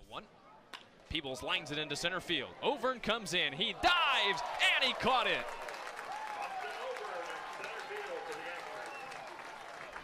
So much of the earth is covered by water, and Austin Overn covers the rest. A diving play from Chatham's center fielder, the second out of the fourth inning. Still 3-1 at that point, and as we jump ahead to the top of the 8th inning, it was still 3-1, thanks in large part to Gabe Van Eman. After Tyler Kozera went 4 1/3 of 1-run ball, Van Eman came in, first appearance out of UConn, and the lefty shut things down all the way up until the top of the 8th. So the leadoff man, Tanner Thatch, trying to get something going against Van Eman. Still Cotuit trailing 3-1, just 6 outs to work with. First pitch to Compton, bounced up the middle, deep at short. Arquette has it, it'll score the run. He sidearms to first for the second out, but it's an RBI ground out from Brandon Compton. That scores Tanner Thatch from third after his leadoff double. Cotuit's back within 1 here in the 8th with 2 outs. So the Kettleers finally scratched across 1 on a double and then 2 ground outs, and that's how Cotuit got it to a 3-2 game in the top of the 8th. The A's sent the middle of their lineup, beginning with Iva Arquette to the plate in the bottom of the 8th, and Chatham trying to get some insurance in what was a 1-run game. The inning started with Iva Arquette. He singled, and then Eli Payton trying to bunt him over, bunted it straight back to the pitcher, Isaac Lyon, who retired Arquette at second base. So it was Payton at first, and then Kyle Lodise to the plate, who walked. So runners at first and second. Luke Cantwell would go on to strike out, and it's still a 3-2 game with runners at first and second. 2 outs in the 8th, and the 9-hole hitter Jaden Davis trying desperately to give the A's some insurance. Pitch. is belted into the right center field gap, dropping quickly. It bounces down and rolls to the fence. One run is home. Wave around third for Lodis. The throw to the plate is on time.